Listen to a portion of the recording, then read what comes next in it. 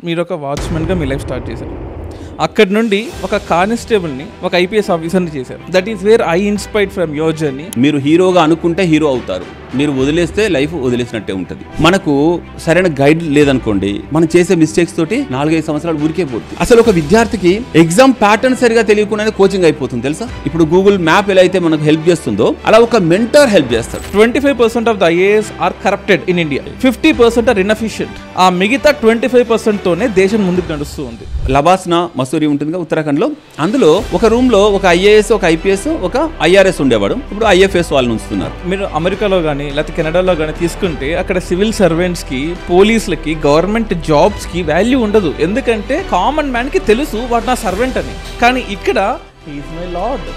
అలా మన సిస్టమ్ తయారైంది కాబట్టి వాడు ఆ స్టేజ్లో కూర్చొని బాహుబలి రేంజ్లో ఎక్స్పెక్ట్ చేస్తున్నాడు. తెలుగులో అధికారి అంటాం, లెటర్ రాసేటప్పుడు అయ్యా అని పిలుస్తాం, కానీ వాడు మన సర్వెంట్. తెల్లవాడికి ఒక బాధ్యత ఉంది, అదేంటంటే నల్లవాడు అన్సివిలైజ్డ్ని సివిలైజ్డ్ చేయడానికి మేము ఇక్కడ ఉన్నాం. ఐఏఎస్ ప్రిపేర్ అయ్యి నా రూమ్మేట్కు ఐఏఎస్ వచ్చింది, నా ఫ్రెండ్స్కి ఐఏఎస్ వచ్చిందని చెప్పుకునే ప్రతి విద్యార్థికి నేను చెప్తున్నాను. కేసీఆర్ గారు వరంగల్లో మీటింగ్లో ఓపెన్గా చెప్పిళ్ళు, అందరికి చెప్పేసిండు. ఆ వీడియో కూడా ఉంటుంది యూట్యూబ్లో, చూడండి. మీరు నా నెంబర్ రాసుకోండి, ఇగో ఈ నెంబర్కి ఫోన్ చేయండి, మీకు ఏ ఇబ్బంది అయినా.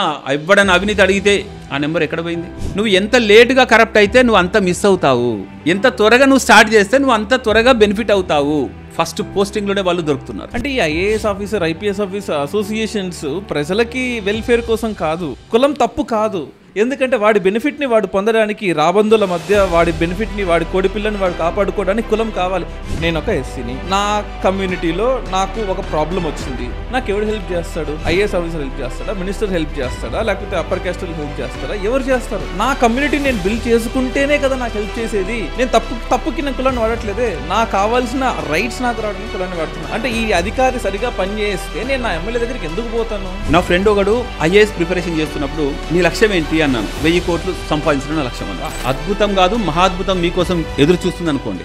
Welcome to UPS radio podcast. నేను మీ Dinesh, the host, and Ravikumar Prajapati మనతో ఉన్నారు టు డిస్కస్ విత్ యూపీఎస్సీ ప్రిపరేషన్లో, యూపీఎస్సీ ప్రిపరేషన్ బయట జరిగే మతలబ్స్ ఏంటి, ఒక స్టూడెంట్ ఆస్పిరెంట్ సర్వెంట్గా మారాలి అంటే వాడు పడాల్సిన స్ట్రగుల్స్ ఏంటి, పడే కష్టాలన్నింటి గురించి ఈరోజు డిస్కస్ చేస్తున్నాం. వెల్కమ్ రవికుమార్ గారు. Yeah, thank you. Nice to meet you Dinesh again. నాకు ఒక్కటి కావాలి, ఒక వాచ్మెన్, మీరు ఒక వాచ్మెన్గా మీ లైఫ్ స్టార్ట్ చేశారు. అక్కడి నుండి ఒక కానిస్టేబుల్ని ఒక ఐపీఎస్ ఆఫీసర్ని చేశారు. That is where I inspired from your journey and I call for this podcast.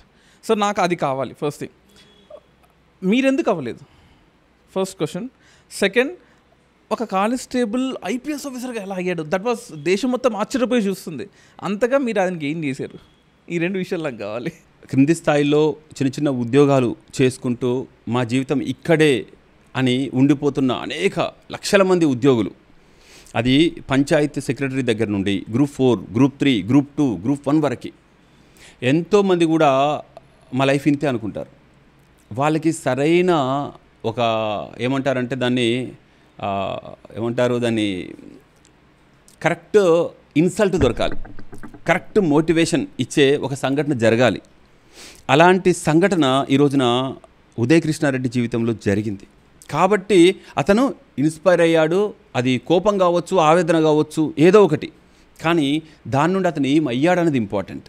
నిజానికి అదొక అద్భుతమైన ఇన్స్పిరేషనల్ జర్నీ. ఎందుకంటే చాలామంది జీవితంలో అవమానాలు వస్తాయి. క్రింది స్థాయి ఎంప్లాయీకి తన పైన బాస్ నుండి అవమానం ఎదుర్కొంటాడు, చీదరింపులు చూస్తారు, బెదిరింపులు చూస్తారు. అయినప్పటికీ వాళ్ళు భరిస్తూనే ఉంటారు, కానీ ఎక్కడ దాని నుండి వాళ్ళు ఏమవుతారు అనేది చూడరు.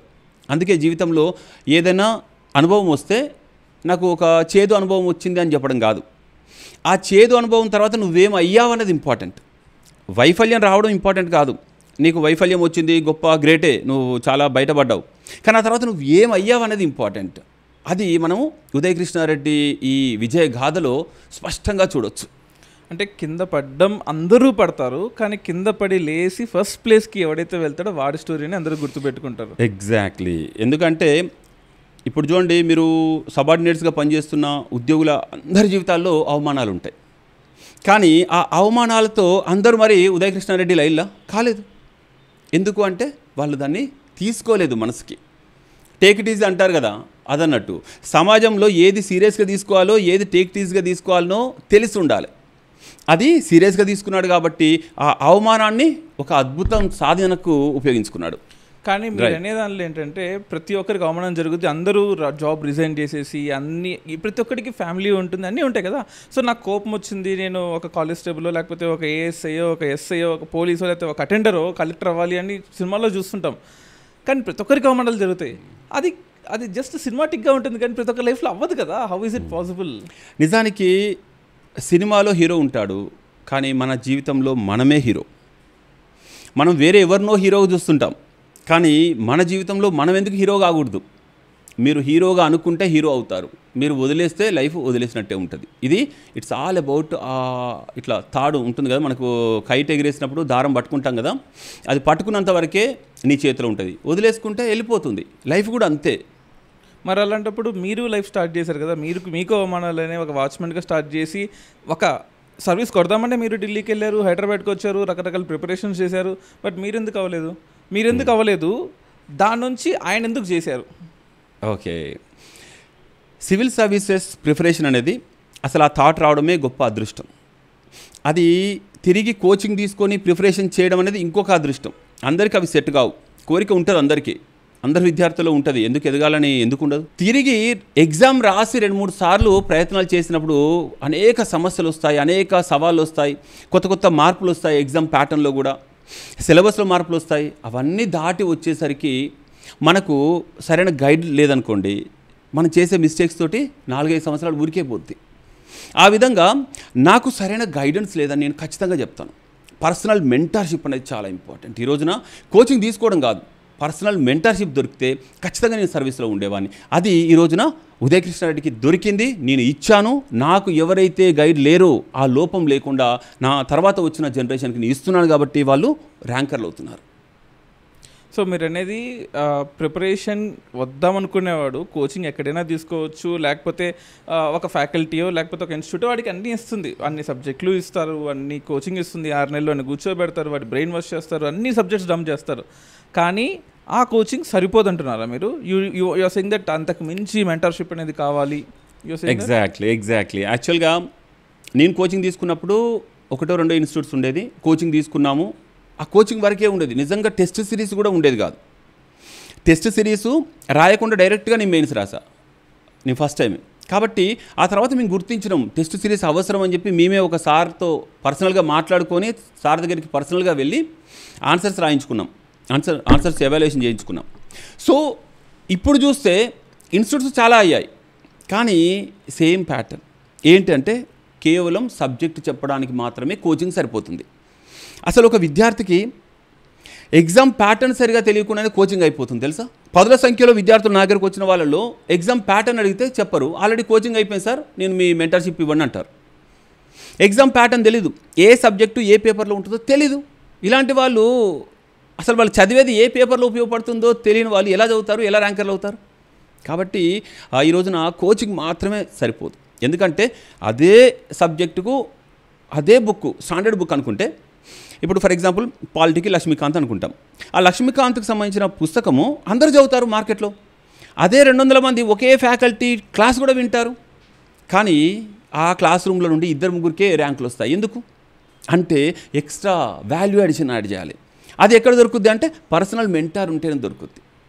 అలాగే అసలు ఫౌండేషన్ క్లాస్ ఎక్కడున్నాయి? ఇక్కడ ఫౌండేషన్ అనేది లేదు ఈ రోజుల్లో ఇన్స్టిట్యూట్లో. డైరెక్ట్గా రాగానే సబ్జెక్ట్ స్టార్ట్ చేస్తారు.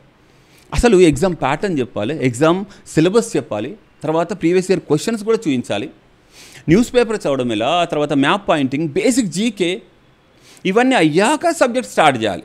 అది ఈ రోజుల్లో లేదు, డైరెక్ట్గా వాళ్ళు రాగానే. అది కూడా ఎలా ఉంటుంది తెలుసా, నేను ఢిల్లీలో కొన్ని ఇన్స్టిట్యూట్లో చూశాను, ఒక 1 వీక్ ఒక సబ్జెక్ట్ నడుస్తుంది, తర్వాత నెక్స్ట్ వీక్ ఇంకో సబ్జెక్ట్ స్టార్ట్ చేస్తారు, ఇంకొక వారం ఇంకొక జాగ్రఫీయో ఎకానమీయో ఇంకో స్టార్ట్ చేస్తారు. ఎండ్ ఆఫ్ ద డే ఆ విద్యార్థి దగ్గర ఒక సబ్జెక్ట్ అయిపోయింది అనడానికి ఏముండదు, 4 నెలలు కూడా కోచింగ్ నడుస్తుంది. ఇంకొకటి ఆ కనెక్టివిటీ కూడా ఉండదు.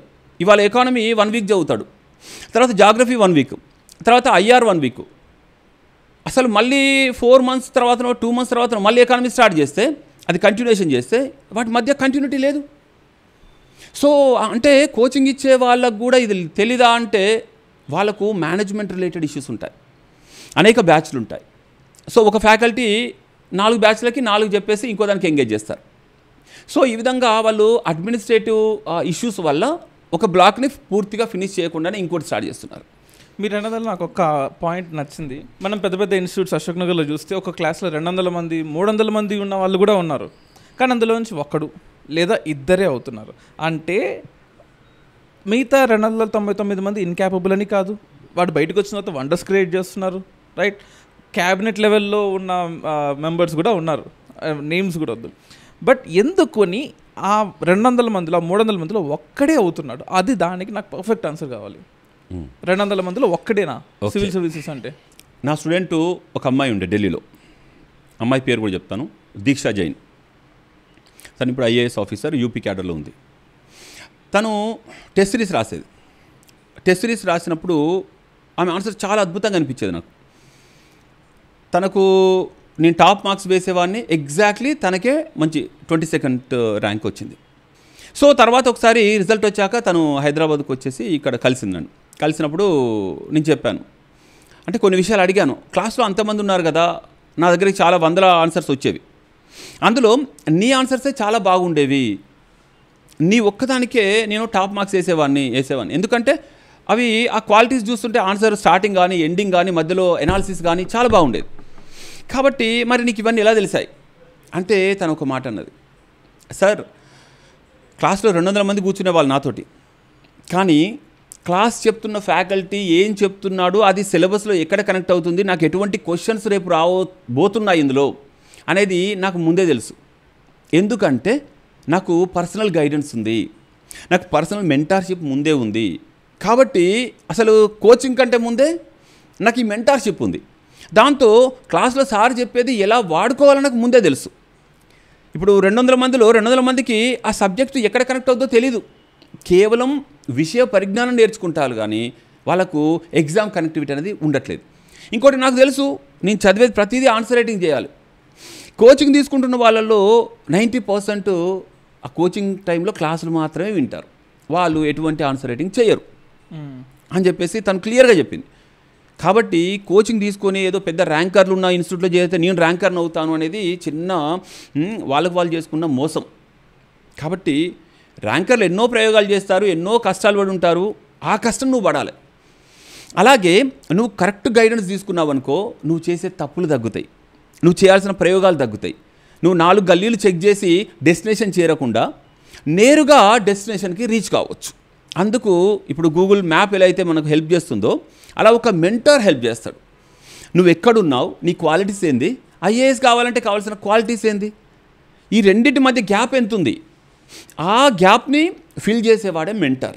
నేను ఎప్పుడైతే సర్వీస్ నాకు రాలేదో అప్పుడు నేను ఆ మెంటర్షిప్ అనేది ఫార్మల్గా నేను స్టార్ట్ చేశాను. అప్పుడు నా దగ్గర నుండి కూడా ర్యాంకులు రావడం మొదలుపెట్టారు.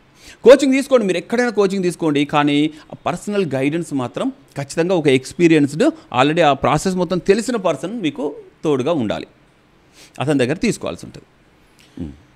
ఓకే, ఒక ఆస్పిరెంట్ అనేవాడు ఎన్నో కష్టాలు పడి లైక్ తినడానికి ఈ ఫుడ్ కావచ్చు, లేకపోతే ఉండడానికి రెంట్, అశోక్ నగర్లో ఉండే రెంట్, ఇవన్నీ భరించి ఎన్నో కష్టాలు పడి చివరికి నేను అశోక్ నగర్ దాటి ఢిల్లీకి వెళ్ళానురా లేకపోతే ముస్సూరికి వెళ్ళానురా అనుకుంటున్నాడు. వెళ్ళిన తర్వాత వాడు జెన్యూన్గా ఉంటున్నాడా? ఐ హ్యావ్ ఎ కేసెస్ పేర్లు వద్దు, బట్ ఎవరు ఇచ్చారో అని చెప్తాను. Okay, ex RBI governor D Subbarao garu ఇచ్చారు. 25% of the IAS are corrupted in India. Okay, ఎందుకంటే he has seen so many. ఇప్పుడు నువ్వెవరు క్వశ్చన్ చేయడం నన్ను అడగచ్చు, but I think everyone knows him. 50% are inefficient. 50% of IAS officers inefficient. ఆ మిగతా 25%తోనే దేశం ముందుకు నడుస్తూ ఉంది. ఆ 25%తోనే ఇంత గ్రోత్ రేట్ ఉంది. $5 trillion ఎకానమీకి రీచ్ అవ్వబోతున్నాము. And India is number 1 in number 2 number 3 పీపీపీలో కానీ ఎకానమీలో నెంబర్ 3లో ఉన్నామంటే ఆ 25% కారణం. ఆ కొంతమందికి ఇంటిగ్రిటీ ఉంది కాబట్టి ఇండియా ఇంత ఫాస్ట్గా డెవలప్ అవుతుంది. ఆ మిగతా 75% ఇంటిగ్రిటీ లేదు కాబట్టి ఇండియా ఎంత వెనక్కిబడిపోతుంది అంటున్నారు. అంటే ఇక్కడ అశోక్ నగర్లోనో, అక్కడ ముఖర్జీ నగర్లోనో, లేకపోతే రాజేంద్ర నగర్లోనో ఎక్కడో తప్పు జరుగుతుంది కదా. ఒప్పు జరుగుతుంది, తప్పు కూడా జరుగుతుంది. కేవలం మెటీరియలిస్టిక్గా నేర్పిస్తున్నాము, ఎథిక్స్ మోరల్స్ ఎక్కడ నేర్పించట్లేదు కదా అని అర్థం. కేవలం ఇక్కడ కోచింగ్ సెంటర్లో, లేకపోతే మనకు మసూరిలోనో, లేకపోతే లబాస్నా, ఎన్పిఐ వీళ్ళది తప్పు మాత్రం అని అనుకోవద్దు. ఎందుకంటే ఇక్కడ చాలా ఫ్యాక్టర్స్ ఉన్నాయి. ఒక వ్యక్తి నిర్మాణం, ఒక వ్యక్తి క్యారెక్టర్ నిర్మాణం అనేది మనం మన పాఠశాలల్లో, మన సమాజంలో మిస్ అవుతున్నాం. అక్కడ జరిగింది డైరెక్ట్గా పుస్తకాలు చదివి వాడిని ఆర్టిఫిషియల్గా ఒక అద్భుతమైన మేధావిగా, ఒక అద్భుతమైన సంఘ సేవకుడిగా చేయడం అనేది తాత్కాలికమే. ఇందులో కోచింగ్ సెంటర్ల పాత్ర కూడా ఉన్నది. ఎందుకంటే నేను ఢిల్లీలో చూశాను, చాలామంది విద్యార్థులు రాగానే ఐఏఎస్ ఎందుకు కావాలనుకుంటున్నామని క్వశ్చన్ అడుగుతాను నేను. నా దగ్గర రాగానే ఫస్ట్ డేనే వాళ్ళకు మెయిన్స్ ఆన్సర్ రైటింగ్ ఒకటి చేయిస్తా, ఒక 5 క్వశ్చన్స్. అవి కూడా ఇలాంటి విషయాలే, కరప్షన్ మీద కావచ్చు, దేశ సమస్యలపైన కావచ్చు, ఎందుకు మీరు ఐఏఎస్ ప్రిపేర్ అవ్వాలనుకుంటున్నారు. ఇంటర్వ్యూ తీసుకుంటా. ఆ ఇంటర్వ్యూలో ఒక 50% దాకా, ఒకప్పుడు ఒక 10% ఉండేది కావచ్చు, ఇప్పుడు 50% దాకా నాకు ఆన్సర్ ఏమొస్తుందంటే, సార్ బాగా డబ్బులు వస్తాయి, మంచి ప్రెస్టేజ్ ఉంటుంది, పవర్ ఉంటుంది సార్. Power, money. నేను వాళ్ళని ఏం చేశాను, అలా చెప్పకూడదు, మనం ఇలా చేయాలి, ఇలా చెప్పాలి, ఇది సివిల్ సర్వీసెస్ ఇంటర్వ్యూకి వెళ్ళినప్పుడు మీరు ఇలా చెప్తే మార్కులు పడవు అని ఇలా మనము ఎప్పుడైతే గైడ్ చేసి వాళ్ళను ఆర్టిఫిషియల్గా వాళ్ళ మనసులో లేని లక్ష్యాన్ని యూపీఎస్సీ కోసం మనం ఆర్టిఫిషియల్గా అంటే కృత్రిమంగా వాళ్ళను ఒక క్యారెక్టర్ని బిల్డ్ చేస్తున్నాం. అప్పుడు వాడు the most unethical fellow can also write the best ethical answer in ethics. ఎథిక్స్లో వాడు ఈ పర్సనాలిటీ ఏమో వరస్ట్ ఫెలో ఉంటాడు, కానీ రాయడం మాత్రం ద బెస్ట్ ఎథికల్ ఆన్సర్ రాస్తాడు.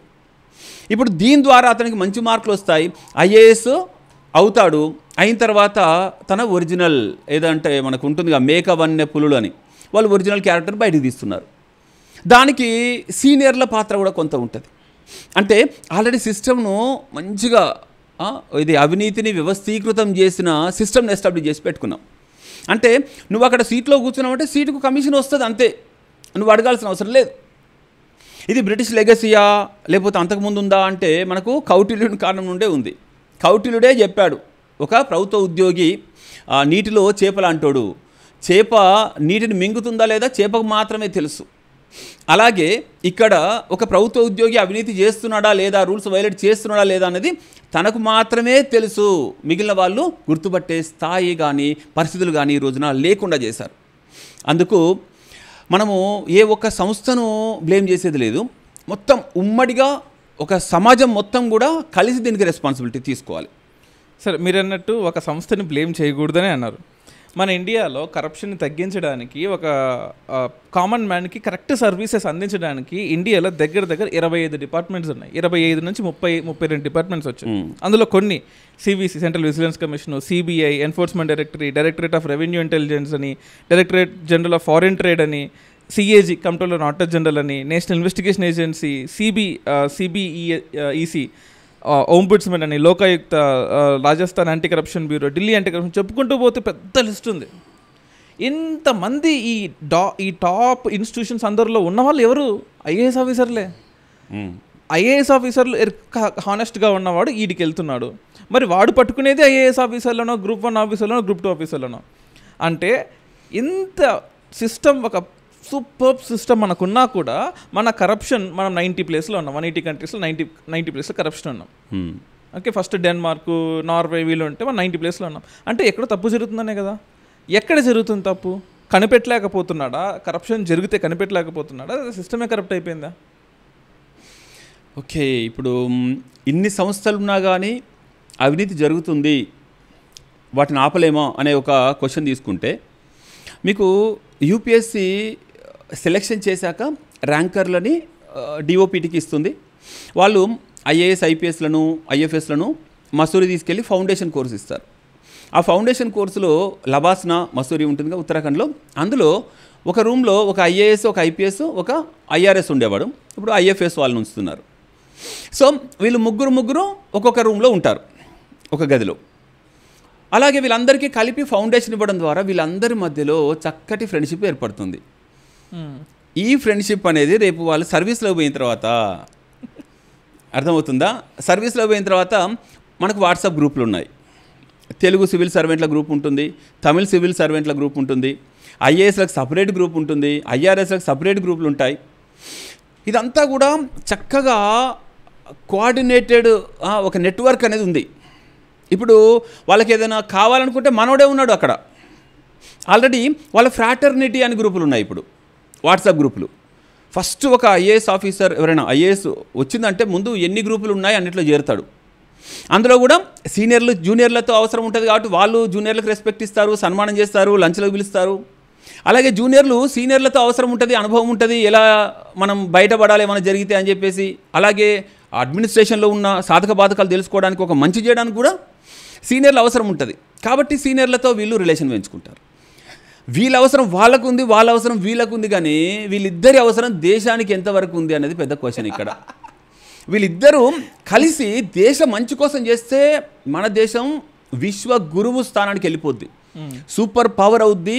అద్భుతమైన మానవ వనరులు ఉన్నాయి మన దగ్గర, అవన్నింటినీ యూజ్ చేసుకోవచ్చు. కానీ ఇక్కడ జరిగేది ఏంటి అంటే స్వార్థం. స్వార్థం అనేది ఎప్పుడైతే మనసులోకి చేరిందో దాంతో ఈ బంధాలు అనుబంధాలన్నీ కూడా ఏది అధికారుల మధ్య, అధికారులకు రాజకీయ నాయకులకు మధ్య ఈ రిలేషన్ అనేది నెగిటివ్గా పనిచేస్తుంది, అది పాజిటివ్గా పనిచేయాలి. సో అది మెయిన్ రీజన్గా ఇక్కడ చెప్పుకోవచ్చు. ఎండ్ ఆఫ్ ద డే నాకు మంచి పోస్టింగ్ కావాలి, సీనియర్తో మంచిగా ఉంటే పోస్టింగ్ వస్తుంది, లేదంటే పొలిటీషియన్తో మంచిగా ఉంటే పోస్ట్ వస్తుంది. లేదంటే ఏదో లూప్ లైన్లో వేసేస్తారు, నువ్వు ఇంత చదువుకున్నా నీ చుట్టూన్న వాళ్ళకి ఏం చేయలేవు, నువ్వు చుట్టూన్న వాళ్ళకు కూడా నీ ఏమంటారు ఆ సెలబ్రిటీ హోదా అనేది కనబడదు. ఐఏఎస్ అయిన ప్రతి ఒక్కరు కూడా అంత చామ్ లైఫ్ ఏమి ఉండదు. ఎక్కడో చోట ఏదైనా ఇన్సిడెంట్ జరిగితే వాళ్ళు హైప్ అవుతారు. కొందరు మనకి హీరోలాగా కనబడుతుంటారు, మిగిలిన వాళ్ళందరూ కూడా చేస్తుంటారు, సిస్టమ్ నడిపిస్తుంటారు. కానీ వాళ్ళు సోషల్ మీడియానో న్యూస్లోనో రారు, ఏదైనా ఇష్యూ జరిగినప్పుడే వస్తారు. సో కాబట్టి ఎన్నో ఏసీబీలు ఉంటాయి, అలాగే విజిలెన్స్ ఉంటాయి. వీటిపైన మరొక అంటే విమర్శ అనుకోవచ్చు, ఇవి సెంట్రల్ గవర్నమెంట్ చేతిలో ఉంటాయంటారు, లేదా రాష్ట్ర ప్రభుత్వ చేతిలో ఉంటాయి. కాబట్టి రాష్ట్ర ప్రభుత్వాలపైన సెంట్రల్ గవర్నమెంట్ లేకపోతే అంటే పర్సనల్గా రాజకీయ ఒక పరికరంగా సిబిఐని విజిలెన్స్ను వాడుకుంటున్నారు అనే విమర్శ మనం వినబడుతుంది. ఏ రోజైతే సిబిఐ ఎంక్వైరీ ఒక అర్థం మీద పడుతుందో వెంటనే అతను ఆ అధికార పార్టీలోకి మారుతాడు. సో ఇలాంటి ఎగ్జాంపుల్స్ కొన్ని చూస్తాం మనం. కాబట్టి ఇక్కడ రాజకీయాలు కూడా ఎప్పుడైతే ఈ అవినీతి నిరోధక సంస్థల్లోకి ఎంటర్ అయ్యాయో, వాటికి స్వేచ్ఛ లేకుండా పోయిందో, అప్పుడు ఖచ్చితంగా అవి కూడా ఏం చేయలేని పరిస్థితి. అందుకే అంటారు, చాలా రూడ్గా వాటిని కామెంట్ కూడా చేస్తారు, ఆ పంజా పీకేసిన సింహాలు పులులు అంటారు వాటిని. చూడడానికి అవి భయపెట్టడానికి ఒక గుండాలాగా పక్కన కనబడుతున్నాయి అని కూడా అంటూ ఉంటారు. ఇది ఒక విమర్శ. మీరన్నట్టు మీరు అమెరికాలో కానీ లేకపోతే కెనడాలో కానీ తీసుకుంటే అక్కడ సివిల్ సర్వెంట్స్కి, పోలీసులకి, గవర్నమెంట్ జాబ్స్కి వాల్యూ ఉండదు. ఎందుకంటే కామన్ మ్యాన్కి తెలుసు వాడు నా సర్వెంట్ అని. He is my servant, he is my civil servant. కానీ ఇక్కడ హీ ఈజ్ మై లార్డ్. అలా మన సిస్టమ్ తయారైంది కాబట్టి వాడు ఆ స్టేజ్లో కూర్చొని బాహుబలి రేంజ్లో ఎక్స్పెక్ట్ చేస్తున్నాడు. బట్ వాడి పేరులోనే ఉంటుంది హీ సివిల్ సర్వెంట్. అధికారి, తెలుగులో అధికారి అంటాం, లెటర్ రాసేటప్పుడు అయ్యా అని పిలుస్తామే. కానీ వాడు మన సర్వెంట్. ఫ్రాంక్లీ చెప్పాలంటే మన సర్వెంట్ చేత మనం పని ఎందుకు చేయించుకోలేకపోతున్నాము? $1 మిలియన్ క్వశ్చన్, కొన్ని వందల లక్షల కోట్ల మందికి ఉన్న క్వశ్చన్ ఇది. హీ ఈజ్ ఆ సర్వెంట్. నువ్వు డబ్బులు కట్టి నీ మెయిడ్ని ఇంట్లో పెట్టుకుంటే అమ్మా ఇది క్లీన్ చేయమ్మా, ఈ పని చేసి పెట్టమ్మా నాకు రెస్పెక్ట్ఫుల్గా అడుగుతాం, అమ్మ చేస్తుంది, గివ్ అండ్ టేక్. కానీ ఒక గవర్నమెంట్ ఆఫీసర్కి వెళ్తే సార్ నమస్తే సార్, ఒక్క ఫైల్ సార్, ఒక్క ఫైల్ సార్, అరే నీ ఇచ్చే శాలరీతో నువ్వు ఇచ్చే ట్యాక్స్తో నా శాలరీ కడుతుందనే విషయం వాడికి తెలియట్లేదు కామన్ మ్యాన్కి. So do you think common మ్యాన్కి ద గ్రేట్ ఐఏఎస్ ఐపీఎస్ అనే హోదా నుంచి అరే కేరళలో ఉన్నట్టు ఉంటుంది అంత కామనే అనే లెవెల్కి మనం తీసుకురాగలిగితే, మీరు అన్నట్టు అది ఎవరు చేయాలి? మీరు చేయాలి. మీరు ఈ క్వశ్చన్ మీకెందుకు అడుగుతున్నానంటే సర్వీస్ చేసేవాళ్ళు అంటే లైక్ ట్రైనింగ్ ఇచ్చేవాళ్ళు కదా మీరు. సో మీ దగ్గర ఫెయిల్యూర్ ఉందని నేను అంటున్నాను. అయితే దీని వెనుక చారిత్రక నేపథ్యం ఉంది. భారతదేశాన్ని పరిపాలించింది ఎవరు ముందుగా అంటే లాస్ట్ 1947కి ముందు బ్రిటిష్ వాళ్ళు. అప్పుడు వాళ్ళు ఈ సివిల్ సర్వెంట్స్ అనే వాళ్ళను తీసుకొచ్చి పెట్టారు. అంతకుముందు మన దగ్గర రాజరికం ఉంది, రాజుల యొక్క ఉద్యోగులు ఉన్నారు. వాళ్ళకు ప్రతిభ ఆధారంగా కాకుండా పర్సనల్ రిలేషన్స్తో కూడా నియామకాలు జరిగేవి. అయితే బ్రిటిష్ వాళ్ళు వచ్చాక ఐసీఎస్ ఇంట్రడ్యూస్ చేశారు. అందులో ఏంటంటే ఇతర దేశస్తులు లేక ఇతర జాతుల వాళ్ళను మేము పరిపాలిస్తున్నాం కాబట్టి మేము గొప్ప, తెల్లవాడికి ఒక బాధ్యత ఉంది, అదేంటంటే నల్లవాడు అన్సివిలైజ్డ్ని సివిలైజ్డ్ చేయడానికి మేము ఇక్కడ ఉన్నాం అనే యాటిట్యూడ్తో వాళ్ళు ఉద్యోగులను పంపించేది. దాంతో వాళ్ళు మేము ఎక్కువ అన్న ఫీలింగ్తో మనల్ని పరిపాలించారు. అదే ఐసీఎస్ రాజ్యాంగం తీసుకోవడంతో ఐసీఎస్ అధికారులను ఐఏఎస్, ఐపీఎస్, ఐఎఫ్ఎస్గా తీసుకొని కొనసాగించడంతో ఇప్పుడు ఆ అధికార దర్పం అనేది అలాగే కొనసాగుతుంది. చాలామంది ఐఏఎస్ వచ్చాక తన తోటి రూమ్లో ఉన్న ఐఏఎస్ ప్రిపేర్ అయ్యి రానివాడిని కూడా చిన్న పురుగులాగా చూస్తారు. మీకు తెలుసా, సర్వీస్ వచ్చిన తర్వాత వాళ్ళ యాటిట్యూడ్ మారిపోద్ది.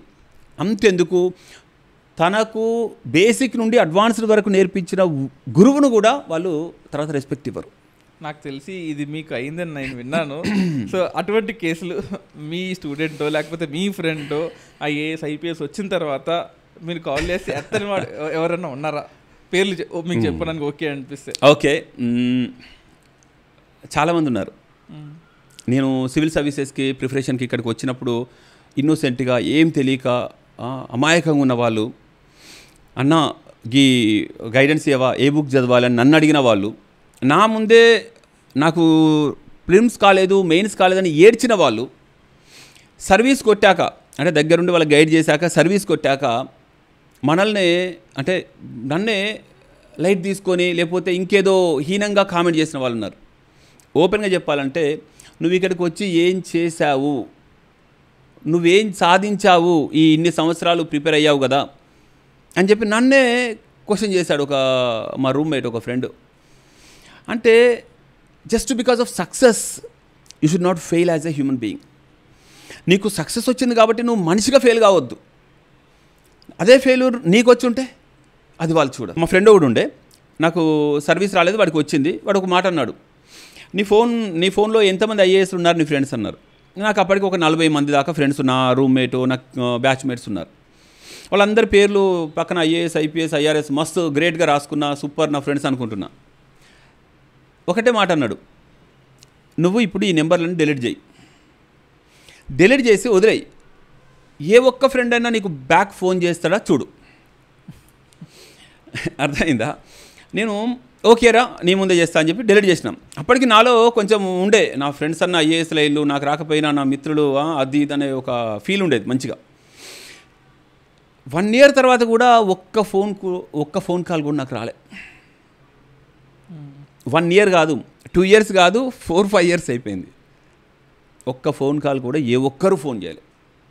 బ్యాక్ చేసి, అరే రవి ఉండే కదా మనతో పాటు ప్రిపేర్ అయ్యిండు, మనకి ఎంతో గైడ్ చేస్తాడు, మనకు ఎన్నో రకాలుగా ఫెయిల్ అయినప్పుడు కూడా ఓదార్పు ఇవ్వడము, మోటివేట్ చేయడము, మళ్ళీ రాయడానికి టిప్స్ చెప్పడము. నేను సబ్జెక్టుని చక్కగా ఇంపార్టెంట్ అన్నీ తీసి ఒక మెటీరియల్ ప్రిపేర్ చేసి దాన్ని జిరాక్స్ తీసి మరీ ఫ్రెండ్స్కి షేర్ చేసేవాడిని. అంత బాగా టీం వర్క్ చేసేవాళ్ళు. తీరా చూస్తే సర్వీస్ కొట్టిన తర్వాత ఒక్కరు కూడా వెనక్కి ఫోన్ చేయలే కనీసం. అంటే చూడండి, ఇది నా ఒక్కడిదే కాదు. ఐఏఎస్ ప్రిపేర్ అయ్యి నా రూమ్మేట్కు ఐఏఎస్ వచ్చింది, నా ఫ్రెండ్స్కి ఐఏఎస్ వచ్చిందని చెప్పుకునే ప్రతి విద్యార్థికి నేను చెప్తున్నా, మీరు ఈ పని చేసి చూడండి. ఫోన్ నెంబర్ మీ దగ్గర మీ రూమ్మేట్ ఎవరో ఒకరు ఐఏఎస్ వచ్చి ఉండదుగా, జస్ట్ వాళ్ళ నెంబర్ తీసేయండి, డిలీట్ చేసేయండి, వెయిట్ చేయండి వాళ్ళు చేస్తారా చేయరా. అరే నా ఫోన్ ఏదో హ్యాంగ్ అయింది, నెంబర్ పోయిందని చెప్పండి. అవసరమైతే ఎవరు అంటే నా నెంబర్ లేదా అంటారు కదా, అప్పుడు ఫోన్ మార్చినా అని చెప్పండి. కానీ ఒక్కసారి చెక్ చేయండి, గుర్తుంచుకోండి, ఫెయిల్యూర్ అనేది అసలు wonderful stroke of luck. Failure రుచి అనేది చూడని వాడి జీవితం వేస్ట్. అది నేను చూసా. అది కూడా ఎంత పెద్ద ఫెయిల్యూర్ అయితే అంత అద్భుతమైన మాధుర్యాన్ని నువ్వు జీవితంలో చూస్తావు. ఫెయిల్యూర్ లేకపోతే ఎవ్రీవన్ సూపర్గా ఉంటుంది, ప్రతి ఒక్కరు రెస్పెక్ట్ ఇస్తాడు, సూపర్. కానీ ఒక్కసారి నీ దగ్గర డబ్బులు లేవు, నువ్వు ఫెయిల్ అయ్యావు, నీకు ఫ్యూచర్ లేదు అని ఒకసారి వాడికి కనిపించేలా చేయండి చాలు. అసలు ఫోన్ నెంబర్లు ఏవి కూడా మీరు ఫోన్ చేసి ఎత్తారు, మీకు ఫోన్లో రావు. ఇది మన సమాజం. కాబట్టి అది విద్యార్థులు ఒక్కరే అని మనం అనుకోవద్దు, సొసైటీ మొత్తం కూడా అలాగే ఉంది. వీళ్ళు కూడా తాను ముక్కలే అంటారు కదా. కాబట్టి వాళ్ళు కూడా సమాజం నుండే వచ్చారు కాబట్టి సమాజంలో ఉన్నదే వాళ్ళలో రిఫ్లెక్ట్ అవుద్ది. కాబట్టి మనం ఎక్కడ ఫోకస్ చేయాలి? సమాజం పైన ఫోకస్ చేయాలి. సమాజంలో విలువలు పెరిగితే వాళ్ళల్లో కూడా విలువలు కనిపిస్తాయి. వాళ్ళు ఏదో ఆకాశంలోకి వెళ్ళి రాలేదు, వాళ్ళ నుండి ఏదో గ్రేట్ ఎథికల్ వాల్యూస్ మనం ఎక్స్పెక్ట్ చేయడానికి వివేకానందుడు కావాలి, రామకృష్ణ పరమహంసలు కావాలంటే ఈ రోజుల్లో అది కష్టం. సో మీ కేసు తీసుకుంటే ఒక సక్సెస్ అయిన తర్వాత ఒక ఫ్రెండ్కి హెల్ప్ చేసిన ఫ్రెండ్కే తిరిగి హెల్ప్ చేయనాడు సొసైటీకి సర్వీస్ చేస్తాడంటే ఎలా నమ్మాలి? నాకు నమ్ముద్ది కావట్లేదు. అంటే he's unfit for civil service, నేను అంత పెద్ద రూట్ కామెంట్ నేను పాస్ చేయను. బట్ అంటే కేవలం ఒక రోబోటిక్ లాగా నాకు ఇచ్చే 96 వరకు మాత్రమే చేస్తాడేమో అని నాకు అనిపిస్తుంది. అక్కడ ఎంపతి ఎక్కడుంది, సింపతి ఎక్కడుంది, వాల్యూస్ ఎక్కడ ఉన్నాయి, మోరల్స్ ఎక్కడున్నాయి? అరే నీతో కలిసి తిరిగిన ఫ్రెండ్కి నువ్వు ఆఫ్టర్ ఆల్ ఒక చిన్న హెల్ప్, ఒక ఇన్స్టిట్యూట్ పెట్టి లేకపోతే వాడికంటూ ఒక రికగ్నైజేషన్ ఇవ్వలేకపోతే what is the purpose man? Where are values? Dinesh, ఇక్కడ సివిల్ సర్వెంట్స్ అందరిని మనము వ్యతిరేకించకూడదు. కానీ ఒక ఎగ్జాంపుల్ చెప్తాను. నేను అందరిని వ్యతిరేకించట్లేదు, మీకైన కేసు మాత్రం చెప్తున్నాను. నేను నా ఒక్కడిది ఓకే, నా ఒక్కడిదే కాదు, నాలాగా చాలామంది ఉంటారు ఇదే ఫీల్డ్లో. ఎందుకంటే ఎండ్ ఆఫ్ ద డే వచ్చేది 1000 మందికే జాబులు, కొన్ని వేల మంది, లక్షల మంది ప్రిపేర్ అవుతారు. అందులో జెన్యూన్గా ప్రిపేర్ అయిన వాళ్ళు ఉంటారు, బాగానే ఒక 50,000 మంది దాకా ఉంటారు. అందులో కూడా కొందరికి లక్కులో కూడా సర్వీస్ వస్తుంది. గుర్తుంచుకోండి, సర్వీస్ కొట్టిన ప్రతి ఒక్కరూ నిజంగా సివిల్ సర్వెంట్స్కి ఉండే క్వాలిటీస్ తోటే వస్తారని అది అపోహ. సర్వీస్ కొట్టిన ప్రతి ఒక్కరికి సివిల్ సర్వెంట్ స్థాయి నిజమైన దేశ సేవకుడి లక్షణాలు ఉంటాయనుకోవద్దు. లక్లో కూడా వస్తారు. We have to accept it. ఒక ఎగ్జాంపుల్ చెప్తా. నా ఫ్రెండ్ ఒకడు ఉండే, అతనికి జాబ్ వచ్చింది, సివిల్ సర్వీసెస్లో సెలెక్ట్ అయ్యాడు. అతను ఒక మాట అన్నాడు, అది నాకు ఇప్పటికీ గుర్తుంటుంది. ఏమన్నాడు తెలుసా? నేను మామూలుగా ఫోన్ చేసి ఒక పేద విద్యార్థికి స్పాన్సర్ కావాలి, అతనికి జస్ట్ బుక్స్ కొనిచ్చిన చాలు, అతనికి ఖర్చులు ఉంటాయి, ఆయన చూసుకుంటాడు, కానీ బుక్స్ కోచింగ్కో కొంత హెల్ప్ చేయండి అని చెప్పి అడిగాను. తను ఒక మాట అన్నాడు, అది విన్నాక నాకు ఇప్పటికీ అది మైండ్లోనే ఉంది. ఆ రోజు నుండి ఈ రోజు వరకు వానితో మాట్లాడలేదు. ఏమన్నాడంటే, అరే రవి చూడు, ఈ పేదవాళ్ళుగా పుట్టారంటే వీళ్ళు పోయిన జన్మలో ఏదో పాపాలు చేశారు, అందుకే వీళ్ళు క్రింది స్థాయిలో పుట్టారు. ఇంకా చెప్పాలంటే వాళ్ళ సామాజిక నేపథ్యంతో కూడా చెప్పాడు. వాళ్ళు ఈ కులాల్లో పుట్టారంటే వాళ్ళు పోయిన జన్మలో పాపాలు చేశారు కాబట్టి కాంపెన్సేషన్గా ఇప్పుడు అనుభవిస్తున్నారు. నువ్వు పోయి వాళ్ళను బాగు చేస్తా అంటే కర్మ సిద్ధాంతం ఎడిపోవాలి. వాళ్ళు పాపాలు చేశారు కాబట్టి ఈ విధంగా వీళ్ళు ఈ కులాల్లో ఈ రకంగా పుట్టారు. ఇప్పుడు నువ్వు వాళ్ళను అప్లిఫ్ట్ చేస్తాను, వాళ్ళ జీవితాలు మెరుగుపరుస్తాను, వాళ్ళకి విద్య ఉపాధి కలిగిస్తాను అంటే వాళ్ళ కర్మ ఫలం అది, వదిలేయి, నువ్వు వాళ్ళకి సాయం చేసేది అని నా మిత్రుడే ఒకడు అన్నాడు. కాదు, నాకు అర్థం కాదు, అలాంటోడు మనకు సివిల్ సర్వెంట్గా ఉన్నారు. Easy working right? ఎస్, మంచి ఉన్నతమైన పోస్ట్లో ఉన్నారు. అది తెలంగాణలో ఉన్నారా? ఏ స్టేట్లో ఉన్నారు? వద్దులే, ఉన్నారంటే ఉన్నారు. సరే, ఇండియాలోనే సర్వీస్లో ఉన్నారు. ఆయన ఇండియాకి సర్వీస్ చేస్తారు. ఇండియాకి అది కూడా ఏదో పెద్ద ఉద్యోగంలో ఉన్నాడు. తను దేశ సేవ అది అని చెప్పేసి ఏదో అన్నాడు. కానీ గుర్తుంచుకోండి దినేష్, ప్రిపరేషన్కు రాకముందు ఒక క్యారెక్టర్ ఉంటుంది. ఒక ప్రజాసేవ అనే మోటివ్ ఉండొచ్చు, ఉండకపోవచ్చు, కానీ ఒక క్యారెక్టర్ అనేది ఉంటుంది. సర్వీస్ వచ్చాక క్యారెక్టర్ మొత్తం మారిపోతుంది. ఎందుకు మారిపోతుంది?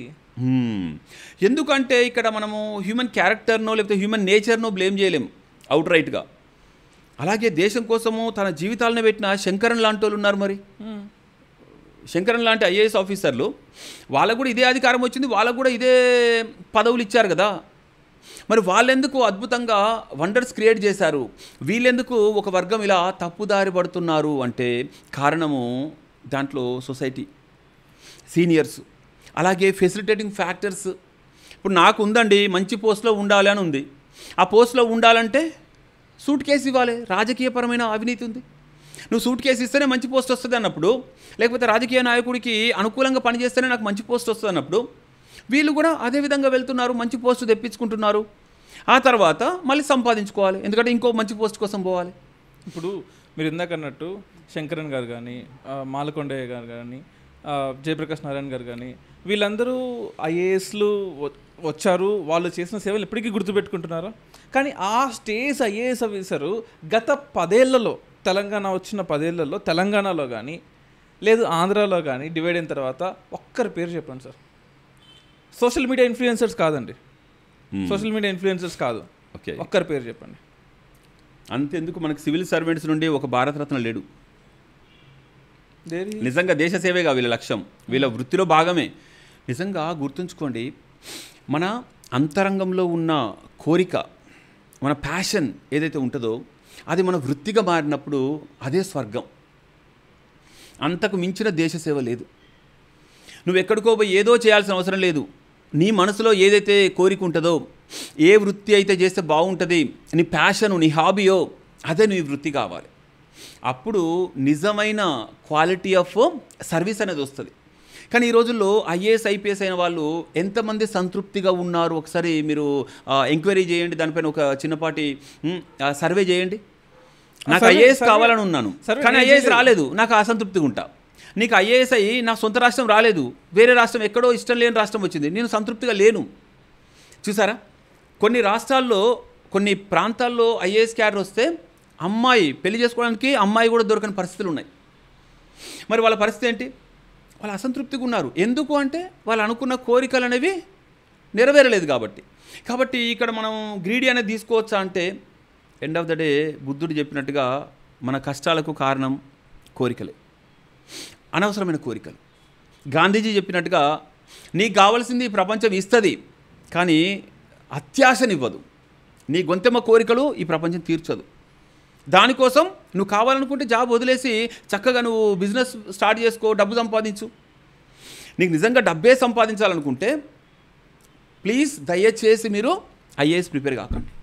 చక్కగా బిజినెస్ చేయండి, ఎంటర్ప్రెన్యూర్ కావండి, మంచి ఉపాధి అవకాశాలు క్రియేట్ చేయండి, కొత్త వేవ్ ఒకటి క్రియేట్ చేయండి, వెల్త్ క్రియేట్ చేయండి దేశానికి.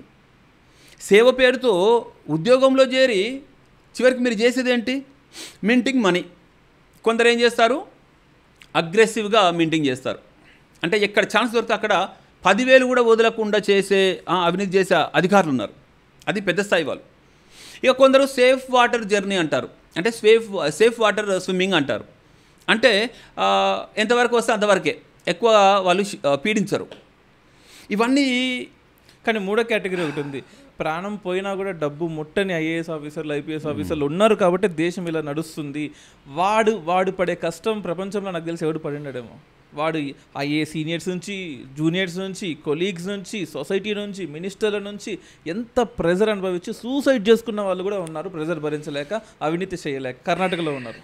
అయితే నువ్వు చెప్పిన దానికి నేను రివర్స్లో చెప్తా. అవినీతి చేయని వాడు చాలా కష్టపడుతున్నాడు నువ్వు అంటున్నావు. నేనేమంటున్నా అంటే అవినీతి చేయని వాడు ఎంతో ఆనందంగా జీవిస్తున్నాడు, ఎంతో ప్రశాంతతను ఎంజాయ్ చేస్తున్నాడు. వాడికి ఎవరి ఫోన్లు ప్రెజర్స్ రావు, ఎందుకంటే వాడు బలంగా ముందే బ్రాండింగ్ వేసుకున్నాడు తను తప్పు చేయడు అని. ఇక ఎవరు కూడా ఫోన్ రెండోసారి చెయ్యరు. వాడు టచ్ మీ నాట్లే ఉంటున్నాడు కదా, అతను చేయడు సార్ అని ముందే మెసేజ్ ఉంది కాబట్టి ఎవరు అతన్ని తప్పు పని చేయమని ప్రెజర్ చేయరు. అదే ఒక్కసారి కనుక మీరు ఒక ఫైల్ మీద సంతకం పెట్టి కొంత ఏదో ఒకటి చేశారనుకోండి, ఆ తర్వాత మీ లైఫ్ టైం కూడా అందులో ఇరుక్కుపోయినట్టే. ఎందుకంటే ఆల్రెడీ మనోడు చేస్తాడు కదా, మన ఫైళ్ళు చాలా మూవ్ చేసిండు మనోడే అంటారు, కథం. ఆ టెన్షన్కి వాళ్ళకి అనేక జబ్బులు వస్తున్నాయి, అనేక రకాల ప్రెజర్స్ క్రియేట్ అయ్యి ఫ్యామిలీ లైఫ్ను కూడా కోల్పోతున్నారు తెలుసా. గుర్తుంచుకో Dinesh, end of the day ఎవరికో నువ్వు అవినీతి చేస్తున్నావు, ఎవరికో సంపాదిద్దామని చెప్పేసి తప్పుదారిలో వెళ్తున్నావు అంటేనే నీ మనసు తప్పుదారికి వెళ్ళిపోయింది. నీ క్యారెక్టర్ పొల్యూట్ అయిందంటే నీ ఫ్యామిలీ వ్యవస్థలో కూడా పొల్యూషన్ వెళ్ళినట్టే. నీ ఫ్యామిలీలో కూడా కర్మ సిద్ధాంతం పనిచేస్తుంది. నువ్వు ఫ్రీగా సంపాదించిన ధనమే అన్నప్పుడు నీ ఫ్యామిలీ విచ్చలవిగా ఖర్చు పెడతారు, ఎక్కడో ఓ చోట ఎవరికి జరగాల్సిన నష్టం వాళ్ళకి జరుగుతుంది. కొందరు ఎగ్జాంపుల్స్ చూస్తున్నాం. డీజీపీ స్థాయిలో ఉన్న వాళ్ళు కూడా సొంత భార్య చేతిలో చంపబడ్డారు. ఎందుకు? ఎస్, ఇలాంటివి మనం చూస్తూ ఉన్నాం. కాబట్టి వాళ్ళ లైఫ్లో అంతా సాఫీగా సాగుతాయని అనుకోవద్దు. అంటే కేవలం డబ్బు సంపాదించేసి ఒక కోటి ఈడొకటి ఆడొకటి ఒక 100 కోట్లు వెనకలేసుకొని నేను హ్యాపీగా బతుకుతున్నాను అనేది మూర్ఖత్వం అంతే. గుర్తుంచుకో. మళ్ళొక విషయం చెప్తాను. నేను ఒక 2 ఎగ్జాంపుల్ చెప్తాను. నా ఫ్రెండ్ ఒకడు ఐఏఎస్ ప్రిపరేషన్ చేస్తున్నప్పుడు నీ లక్ష్యం ఏంటి అన్నాను. అంటే వాడు అన్నాడు 1000 కోట్లు సంపాదించడం నా లక్ష్యం అన్నా. ఎస్, ఇది వాస్తవం. అతను ఇప్పుడు జాబ్లో ఉన్నాడు. మనమేమో అమాయకంగా ఏదో దేశ సేవ, సమాజంలో నాలాంటి వాళ్ళు ఉన్నత స్థాయిలో ఉండాలి, ఎప్పుడు సమాజంలో కొన్ని వర్గాలు లేకపోతే ఒక స్థాయి వాళ్ళు ఎదుగుతున్నారు కదా, ఇంకో వర్గం అక్కడే ఉండిపోయింది ఊరు చివరికి, వాళ్ళని ఊరు మధ్యలో తీసుకురావాలి, వాళ్ళకు కూడా రాజ్యాధికారం రావాలి, ఉన్నత స్థాయిలో ఉండాలని చెప్పి నేను థాట్స్తో నీ ముందుకు వస్తే వాడి థాట్ చూడగానే నాకు చెప్పాలంటే ఇక నాకు అసలు ఇలా మళ్ళీ సెలెక్ట్ అయ్యిండు. He got selected. అతన్ని ఇప్పటికీ చూస్తుంటా. అంటే మీరు ఒక్క నిమిషం, హీ గాట్ సెలెక్టెడ్ అన్నారు కదా. Yes. Who selected them? UPSC selected them. So UPSC society మీదకి ఒక వజ్రాన్ని పంపించాల్సింది ఒక మిసైల్ వేస్తుంది. గుర్తుంచుకోండి, సరిగ్గా సెలెక్ట్ చేయట్లేదనే కదా అర్థం. యూపీఎస్సీ కొంతవరకే చెక్ చేయగలదు. ప్రిలిమ్స్లో వాళ్ళ యొక్క మెమరీని టెస్ట్ చేస్తారు. మెయిన్స్కి వచ్చేసరికి సమాచారాన్ని ఎంతవరకు ఆకలింపు చేసుకున్నారు, ఎంత బాగా ప్రజెంట్ చేస్తారు, రేపు ప్రెస్ మీటింగ్లో కానీ లేకపోతే ఒక నాలెడ్జ్ని తీసుకెళ్ళి ఇంటర్నేషనల్ ప్లాట్ఫామ్స్లో కానీ ఎలా వీళ్ళు చెప్తారు, ఇలాంటివి చూస్తారు. ఇంటర్వ్యూకి వచ్చేసరికి క్యారెక్టర్ అంటే పర్సనాలిటీ టెస్ట్ అంటారు దాన్ని. ఆ ఇంటర్వ్యూ కూడా అనరు. పర్సనాలిటీ టెస్ట్ అంటే అక్కడ వ్యక్తి యొక్క వ్యక్తిత్వాన్ని చూస్తారు. అంటే చివరి స్టేజ్లో క్యారెక్టర్ చూస్తున్నారు. అయితే ఈ క్యారెక్టర్ చూసినప్పుడు ఆ 10 నిమిషాలు 20 నిమిషాలు అర్ధగంటలో ఒక వ్యక్తి యొక్క క్యారెక్టర్ని ఎలా అంచనా వేస్తారు? నేను ఫేక్ చేస్తాను, మొత్తం ఫేక్ చేస్తాను. ఖచ్చితంగా చేయొచ్చు. అద్భుతంగా ట్రైన్ చేయడానికి కోచింగ్ సెంటర్లు ఉన్నాయి. మాక్ ఇంటర్వ్యూలు చూడండి, యూట్యూబ్ తీస్తే కొన్ని వందల మాక్ ఇంటర్వ్యూస్ కనబడతాయి. అనేక ఇన్స్టిట్యూట్లు వాళ్ళలో లేని క్యారెక్టర్ను ఆర్టిఫిషియల్గా మసిబూసి మారేడుగాయ చేసి వాడికి ఎలా ఆన్సర్ చెప్పాలి, ఎలా క్వశ్చన్ వస్తుంది అన్ని వీళ్ళే తయారు చేసి ఇస్తున్నారు. ఇప్పుడు అతను పోయి అద్భుతంగా ఆయన చేసిన దానికి 4 రెట్లు రిఫైన్ చేసి చెప్తాడు, సర్వీస్ కొడతాడు. కొట్టిన తర్వాత తను ఏం చేయాలో అది చేస్తున్నాడు. కాబట్టి యూపీఎస్సీ నేను సెలెక్ట్ చేస్తున్నాను అని ధైర్యంగా చెప్తుంది కదా. అప్పుడు ఏ అధికారి అయినా తప్పు చేసినప్పుడు దానికి రెస్పాన్సిబిలిటీ యూపీఎస్సీ తీసుకుంటుందా కదా? యూపీఎస్సీ చేత డబ్బులు కట్టియాలి, లేకపోతే కన్సర్న్ అథారిటీస్ ఎవరైతే ఉన్నారో వాడే తిరిగి డబ్బులు కట్టాలి.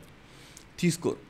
పర్సనాలిటీ టెస్ట్లో కూర్చున్న వాళ్ళు ఆయనకు ఏ అధికారికి అయితే ఇంటర్వ్యూ చేశారో ఆ బోర్డు దానికి బాధ్యత తీసుకుంటుందా? ఇంటర్వ్యూలో 200 అబోవ్ మార్కులు వచ్చినోడు అక్కడ అవినీతి దొరికాడు అనుకోండి, అవినీతి చేసి ఏదో మొన్న ఒక ఐఆర్ఎస్ ఆఫీసర్ కూడా 70 లక్షలు తీసుకొని దొరికాడు. అది టిప్ ఆఫ్ ద ఐస్బర్గ్ కూడా కాదు, టిప్ ఆఫ్ ద ఐస్బర్గ్ అంటే ఐస్బర్గ్కే చిన్న టిప్ అన్నట్టు అది. సో కాబట్టి ఇక్కడ యూపీఎస్సీ నేను వాళ్ళ వ్యక్తిత్వాన్ని ఏదో నేను అంచనా వేస్తున్నాను అని చెప్పేసి అనుకుంటే అది పాపం వాళ్ళ స్థాయికి వాళ్ళకే వదిలేద్దాం. ఎందుకంటే వాళ్ళకు అద్భుతమైన అనుభవం ఉంటుంది, వాళ్ళు ఏం హానెస్ట్గా చెప్తున్నాడు ఏది లేదు అని గుర్తిస్తారు అంటూ ఉంటాం. ఏముందండి, కరెక్ట్ ట్యూన్ చేస్తే అద్భుతమైన అబద్ధాన్ని సూపర్గా చెప్పొచ్చు ఈ రోజుల్లో. ఇప్పుడు ఎలా కనిపెడతారు ఒక వ్యక్తి నిజంగా అంత డెడికేటెడ్ ఐఏఎస్ ఆఫీసర్ అవుతాడు మనకు అని? చెప్పలేరు. మామూలుగా ఒకప్పుడు ఒక మనిషి నిజం చెప్తున్నాడు అబద్ధం చెప్తున్నాడు తెలిసిన మనిషి అయితే కళ్ళు చూసి కళ్ళల్లో కళ్ళు పెట్టి మాట్లాడరా అంటే ఖచ్చితంగా అబద్ధం చెప్పేస్తాడు. కొత్తోడితే ఏముంది, నేను అంటే వాడు ఎంత ఒక మర్డర్ చేసి వచ్చినా నేను ఒక మనిషి కనిపిస్తే నేను వాడికి కాళ్ళు పట్టుకుంటాను, వాడికి సేవ చేస్తాను, మదర్ నేను మా అమ్మ వాళ్ళకన్నా పెద్ద గొప్పది, లేదా నేను అట్లాంటి నేను ఈజీగా మీరు అన్నట్టు మసిబూసి మారేడుగా అంటారు కదా. అలా చేసినప్పుడు పాపం యూపీఎస్సీ బోర్డు కాక నమ్మేస్తుంది కదా, వాళ్ళకి ఉన్న పవర్స్ ఏంటి నమ్మేస్తుంది. వచ్చాడు చెప్తున్నాడు అబ్బా మంచి బాగా రెడీ అయ్యి వచ్చాడు, వాడు చెప్పేది యూపీఎస్సీ నమ్మేస్తుంది, ర్యాంక్ ఇచ్చేసింది. ఇక్కడ మీరు ఒకటి అర్థం చేసుకోవాలి, గ్రేషమ్స్ లా అని ఉంటుంది ఎకానమీలో. అంటే bad currency dominates good currency. అంటే ఇక్కడ ఏదో ఇన్నోసెంట్గా నిజంగా దేశానికి సేవ చేద్దాము అని చెప్పేసి బాగా విజ్ఞానాన్ని రంగరించి నేర్చుకొని అనేక స్కిల్స్ నేర్చుకొని వెళ్ళిన వాడిని సెలెక్ట్ చేయకుండా కేవలము రిఫైన్డ్ ఆన్సర్స్ పట్టుకొచ్చిన వాడిని సెలెక్ట్ చేయడం ద్వారా నిజమైన దేశ సేవకులు ఎంతో మంది మిస్ అవుతున్నారుగా సర్వీస్లోకి. ఇంకొకటి గుర్తుంచుకోండి, ఒక నిజమైన ఐఏఎస్ ఆస్పిరెంట్ సెలెక్ట్ కాకపోతే అతను బయటకు వస్తే అతని పరిస్థితి ఏంటి, అతనికి గనక వ్యవస్థ పైన వ్యతిరేకత వస్తే పరిస్థితి ఏంటి, సంఘ విద్రోహ శక్తులకు అతను కనుక చిక్కితే పరిస్థితి ఏంటి. కాబట్టి ఆ ప్రజల్లో అది కూడా విజ్ఞానవంతుల్లో మోరల్ అనేది పోకుండా కూడా యూపీఎస్సీ చూసుకోవాలి. చాలా జాగ్రత్తగా కండక్ట్ చేయాల్సిన ప్రక్రియ అది. అందుకే నేనేమంటానంటే అసలు ఈ ఇంటర్వ్యూకి 275 మార్కులు పెట్టకూడదు. ఆ 275 మార్కులతోటి దాదాపు ఒక 2 జిఎస్ పేపర్లను కవర్ చేస్తున్నారు వాళ్ళు. అదే గనక డైరెక్ట్ ఇంటర్వ్యూ లేకుండా లేక ఇంటర్వ్యూ చాలా లీస్ట్ మార్క్స్ పెడితే అతను ఎవరో వీళ్ళకి తెలియదు, డైరెక్ట్ గా ప్రిలిమ్స్ మెయిన్స్ వీటితోటే సెలెక్ట్ అయిపోతారు. మరొక కోణం మనం యాడ్ చేయాలి ఏంటంటే వాళ్ళకి అకాడమిక్ తీసుకెళ్ళాక అక్కడ ప్రొబేషనరీలో కూడా ఇంకొక టెస్ట్ పెట్టాలి, అది కూడా కలిపే వాళ్ళకు సర్వీస్ అని ఇవ్వాలి. లేదంటే ఏం జరుగుతుందంటే ఇప్పుడు చూడండి IAS all India UPSC exam లో టాపర్ ఒకరు ఉంటారు, లబాస్నాకి వెళ్ళాక మసూరిలో ఏదైతే ట్రైనింగ్ లో ఇంకో అతను టాపర్ అవుతాడు. అంటే ఇక్కడ టాపర్ అక్కడ టాపర్ ఎందుకు కావట్లేదు, ఇంకా వాళ్ళు ఫెయిల్ కూడా అవుతున్నారు. కొన్ని సబ్జెక్ట్లో ఫెయిల్ అయిన వాళ్ళు బ్యాక్లాగ్స్ కూడా పెట్టుకొని వాళ్ళ రాష్ట్రానికి వెళ్ళి ఐఏఎస్ ఐపీఎస్ లో తిరుగుతున్నారు. అక్కడ అన్ని సబ్జెక్టులు క్లియర్ కాకుండానే మళ్ళీ బ్యాక్లాగ్ రాస్తున్నారు. అంటే ఇక్కడ టాపర్ అయినోడు అక్కడ టాపర్ ఎందుకు కావట్లేదు? పోనీ అక్కడ టాపర్ అయినోడు మళ్ళీ నిజమైన సర్వీస్ చేసే కాడికి వస్తే ప్రజాక్షేత్రంలో అసలు వాడు ఎక్కడున్నాడో తెలియదు, ఆ అధికారి ఎక్కడున్నాడో కనబడిగా. ఒకప్పుడు మనం ఆల్ ఇండియా టాపర్ అని చెప్పేసి చాలా బాగా అడ్మైర్ చేసి చూస్తాం కదా, వాళ్ళు తర్వాత చూస్తే అసలు ఎక్కడున్నాడో పోస్టింగ్ కూడా తెలియదు, అట్లుంటారు. అంటే ప్రజాసేవలో వాళ్ళ పర్ఫార్మెన్స్ సరిగా లేదా? మరి టాపర్ కదా, యూపీఎస్సీ ఎగ్జామ్లో అద్భుతాలు చేస్తేనే కదా సెలెక్ట్ అయింది, టాపర్ అయింది. మరి అంత టాపర్ అయినోడు ప్రజాసేవలో ఎందుకు వెనుకబడుతున్నాడు? అంటే యూపీఎస్సీ ద్వారా లాస్ట్ ర్యాంక్ వచ్చినోడు సర్వీస్లో అద్భుతాలు చేస్తున్నాడు, ఫస్ట్ ర్యాంక్ వచ్చినోడు ఆ ప్యాషన్ ఉండట్లేదా, లేకపోతే ఆ డెడికేషన్ అనేది నిజంగా లేదా? అది కూడా మనము ఒకసారి ఆలోచించాలి. యూపీఎస్సీ ఆలోచించుకోవాలి, వాళ్ళు ప్రతిసారి రివ్యూ చేసుకోవాలి. ఒక పూజా కేడ్కర్ అనే అమ్మాయి, ఒక ఐఏఎస్ ఆస్పిరెంట్, యూపీఎస్సీ ముఖం మీద స్లాప్ చెంపదెబ్బ కొట్టినట్టుగా చేసింది తెలుసా? పూజా కేడ్కర్. యూపీఎస్సీ అంటే మనము ఎంతో పవిత్రంగా అదొక దేవాలయం అన్న అపోహత మనం వస్తాం. ఎస్, దాన్ని చాలా గొప్పగా గ్లోరిఫై చేసి వస్తాం. కానీ ఇదే యూపీఎస్సీని చీట్ చేస్తూ కూడా ఎంతో మంది ఐఏఎస్, ఐపీఎస్, ఐఆర్ఎస్ అధికారులు అయ్యారు. దొంగ సర్టిఫికేట్ పెట్టి వాళ్ళు ఐఏఎస్లో, ఐఆర్ఎస్లో అవుతున్నారు. మొన్నటికి మొన్న ఒక ప్లేస్లో అయితే బ్లూటూత్ కెమెరాలు పెట్టి కూడా ఒక బ్యాచ్ 2-3 బ్యాచ్లో వెళ్ళిపోయిన అంటున్నారు. అంటే చూడండి, వాళ్ళు దొరికిలు కాబట్టి ఈ రోజున పట్టుకున్నారు, కానీ దొరకని వాళ్ళు ఎన్ని బ్యాచ్లు వెళ్ళిపోయారు ఎవరికి తెలుసు. కాబట్టి యూపీఎస్సీ రీఫార్మ్స్ చాలా చేసుకోవాల్సిన అవసరం ఉంది. ఎందుకంటే వీళ్ళు చేసే నిర్లక్ష్యం వల్ల భారతదేశానికి కావాల్సిన steel frame, the best IAS, IPS, IRS ఆఫీసర్లు 2047 నాటికి వికసిత్ భారత్ సాధన చేయాలంటే దానికి తగిన ఉద్యోగి బృందం కావాలి, సమాజ సేవకులు, సోషల్ యాక్టివిస్టులు లాంటి ఐఏఎస్ అధికారులు కావాలి. కాబట్టి యూపీఎస్సీ రీఫార్మ్స్ ఖచ్చితంగా చేయాలి, ఖచ్చితంగా తనను తాను ఇంప్రూవ్ చేసుకోవాలి. బయట ఎన్నో రకాల చీటింగ్స్ వస్తున్నాయి, వాటిని కనిపెట్టుకొని ముందుకెళ్లాల్సిన అవసరం ఎంతో ఉంది. సో మీరు అనేది యూపీఎస్సీ బోర్డులో తప్పులు ఉన్నాయి, సివిల్ సర్వెంట్స్లో తప్పులు ఉన్నాయి, ఆ తప్పులే సిస్టమ్ మీదకి రుద్దబడుతున్నాయి. అందువల్లే మన దేశం ఇలా వెనక్కి వెళ్తూ ఉంది. ఇంకా మనం అనుకున్న గోల్స్ రీచ్ అవ్వలేకపోతున్నాం. గోల్స్ పెట్టడంలో ఇండియాని మించిన గొప్ప దేశం లేదనుకోవచ్చు. మనం టార్గెట్స్ పొద్దున్నే లేస్తాం, టార్గెట్స్ పెట్టుకుంటాం, మనం అందులో అచీవ్ చేయలేకపోతాం. ఇండియా కూడా జీడీపీలో, జీఎన్పీలో టార్గెట్స్ పెట్టుకుంటూ పోతుంది. In fact I can tell you, మన దేశంలో ఈ $5 trillion, $4 trillion ఎకానమీ తీసుకొచ్చింది ఐఏఎస్ ఆఫీసర్లు కాదు, ఐపీఎస్ ఆఫీసర్లు కాదు. వాళ్ళు అడ్డు ఎక్కడైతే పడట్లేదో అక్కడే ముందుకెళ్తున్నాం. ప్రైవేట్ కంపెనీస్లో లేకపోతే ఈ పెద్ద పెద్ద మనం అదానీల్ని, అంబానీల్ని ఎప్పుడు అమ్మనబూతులు తిట్టుకుంటుంటాం, వాళ్ళే ఇండియాని ముందుకు తీసుకెళ్తున్నారు. వాళ్ళు చేసే తప్పులు 1000 ఉంటుంది, వేరే విషయం. సో ప్రైవేట్ ఏదైతే ఉందో వాళ్ళు ఇండియాని ముందుకు తీసుకెళ్తున్నారు, పబ్లిక్ కాదు. పబ్లిక్ అంటే నా ఉద్దేశం ఐఏఎస్, ఐపీఎస్ ఆఫీసర్లు కాదు. They are just hindering the service. అంటే ప్రజలు చేసే గొప్ప పనిని కూడా ఆపే ఐఏఎస్ ఆఫీసర్లు ఉన్నారు, దాన్ని హెల్ప్ చేసే వాళ్ళు ఉన్నారు, ఆపే వాళ్ళు ఉన్నారు. ఆ ఆపే వాళ్ళని తయారు చేసిన యూపీఎస్సీలో రిఫార్మ్స్ రావాలి. అది ఎగ్జామ్లోనే కాదు, సర్వీస్ సెలక్షన్స్లో కూడా రిఫార్మ్స్ రావాలని మీరు అంటున్నారు. అలాగే ఆ బ్రిటిష్ లెగసీని కూడా పోగొట్టాలి. అంటే వాళ్ళని ఏదో హీరోలను చేసి చూపించడం, వాళ్ళని మొత్తాన్నే ఆ డిస్క్రిషనరీ అంటే ఆ డిస్క్రిమినేషన్ పవర్స్ కూడా ఎక్కువ ఇవ్వడం, అంటే వాళ్ళకు ఎక్కువగా వాళ్ళ చేతిలో పవర్లు పెట్టడం ద్వారా వాళ్ళు మేమే గొప్ప అన్న ఫీలింగ్కి వెళ్తున్నారు. మరొకటి, బ్రిటిష్ వాడి టైంలో కలెక్టర్ అనే పేరు ఉండేది, అతను రెవెన్యూ కలెక్షన్ చేసేటోడు. అదే పేరు ఇప్పటికీ కొనసాగిస్తూ వాళ్ళని ఒక రకమైన అధికార దర్పంతో ఉన్న ఏదో బంగ్లా ఉంటుంది, తర్వాత కార్లు ఉంటాయి, తన చుట్టూ ఎంతో ఇలా రెస్పెక్ట్ ఉంటుంది, ఇవన్నీ ఎక్కువ చేస్తూ ఇస్తున్నారు. మనకు కేసీఆర్ గారు ఒకసారి అన్నారు, కలెక్టర్ కాదు పౌరసేవ అధికారి అని పేరు మారుస్తా అన్నాడు కదా. నా డౌట్ ఇదే, ఇంగ్లీష్లో సివిల్ సర్వెంట్, తెలుగులో అధికారి. ఏంది తెలుగు నుంచి ఇంగ్లీష్ మారిపోతే కింద ఉన్నాడు పైకి వెళ్ళిపోతాడు. కామన్ మ్యాన్కి ఇప్పుడు ఇంగ్లీష్ తెలిసినవాడు, లా చదువుకున్నవాడు, లేకపోతే సివిల్ సర్వీసెస్ మీద అవగాహన ఉన్నవాడు కలెక్టర్ వస్తున్నాడా, నా పనుడే కదా వచ్చేయడం అనే మెంటాలిటీ ఖచ్చితంగా వాడు బుర్రలో ఉంటుంది. కానీ ఒక కామన్ మ్యాన్, ఒక బీటెక్ చదివి బయటకు వచ్చినాడు, లేకపోతే ఒక ఏమి ఇండియా గురించి నార్మల్గా ఏమీ తెలియని వాడు ఎవడన్నా ఉంటే, అమ్మో అధికారి వస్తున్నాడు, అధికారికి రెస్పెక్ట్ వాళ్ళు లేచి కూర్చొని సార్ నమస్తే సార్, మనం సలాం కొడతాం సార్ మీకు అంటున్నాడే, తప్పు ఎక్కడుంది తప్పు? అది అర్థం చేసుకోలేకపోవడంలో ఉంది. అరే he's just your servant man. మీకు మరో విషయం ఇక్కడ తప్పు ఎక్కడుంది అంటే ప్రజల సైడ్ కూడా తప్పు ఉంటుంది. మీకు తెలుసా, తప్పు చేసేవాడు, తప్పు పని చేయించుకునేవాడు కావాలని అతనికి ఎక్కువ రెస్పెక్ట్ ఇస్తాడు, ఎక్కువ రెస్పెక్ట్ ఇచ్చి గౌరవం ఇచ్చి అతనికి ఫ్రీ గిఫ్ట్స్ ఇస్తూ అతన్ని ఒక ఎలైట్ చేసి చూపిస్తాడు. అప్పుడు అతను గిఫ్ట్లు ఇస్తున్నాడు కాబట్టి ఇతను కూడా వాటిని ఆ రెస్పెక్ట్ రిసీవ్ చేసుకొని తిరిగి చక్కగా అతను కావాల్సిన పని చేస్తున్నాడు. ఇక్కడ ఫ్రీ లంచెస్ ఉండవు. ఓకే, నేను ఒప్పుకుంటాను. కానీ ఈ ఐఏఎస్ ఆఫీసరు, ఈ అధికారి ఐఏఎస్ అధికారి అని వాడు ఎవరుతున్నాడో వాడు నేను ప్రైవేట్ అనుకో, నేను చేయాల్సిన పని వాడు చేయనియట్లేదు, నన్ను మధ్యలో అడ్డుకుంటున్నాడు కాబట్టి వీడితో ఎందుకురా వచ్చింది, ఉన్న 2 ఏళ్ళలో 3 ఏళ్ళలో వీడికి కావాల్సింది వీడికి ఇచ్చేస్తే నేను అది దాటుకొని పోతాను కదా. ఇది ఆ మెంటాలిటీ ఉంది కామన్ మ్యాన్. మీరు అంటున్నది ఏంటంటే ఒక ఇండస్ట్రియలిస్ట్, అతను సంపద సృష్టిస్తాడు, ఉపాధి క్రియేట్ చేస్తాడు, అలాగే ఎక్స్పోర్ట్ చేస్తాడు, సమాజానికి కావాల్సిన వస్తువులు అందిస్తాడు, వస్తు సేవలను ఇస్తాడు. అటువంటి ఒక పారిశ్రామికవేత్త ఈ రోజున ప్రభుత్వంతో ఎన్ని సవాళ్ళు ఎదుర్కొంటున్నాడు. ప్రభుత్వం నుండి అంటే ప్రభుత్వంలో ఉన్న ఈ అధికారులు అడ్డుపడుతున్నారు. ఇప్పుడు అభివృద్ధికి వాళ్ళు ఎంకరేజ్ చేస్తున్నట్లేదు, అభివృద్ధికి అడ్డుపెట్టి నాకేంటి అనే ఏదో సినిమాలో మనకు కోట శ్రీనివాసరావు అంటాడుగా నాకేంటి అని, అది పరిస్థితి ఈ రోజున ఉంది. కానీ ఇది అందరిని కాదు, మళ్ళీ అందులో కూడా కరెక్ట్ కమిటెడ్గా ఉన్న ఐఏఎస్లు ఉన్నారు కాబట్టి సిస్టమ్ నడుస్తుంది. కాబట్టి ఇది వింటే నిజంగా వాళ్ళ లైఫ్లో వాళ్ళు ఏవైతే ఇలాంటివి చేశారో అది వాళ్ళకి తగులుతుంది. అర్థమైందా? ఇది అందరికీ వర్తించదు.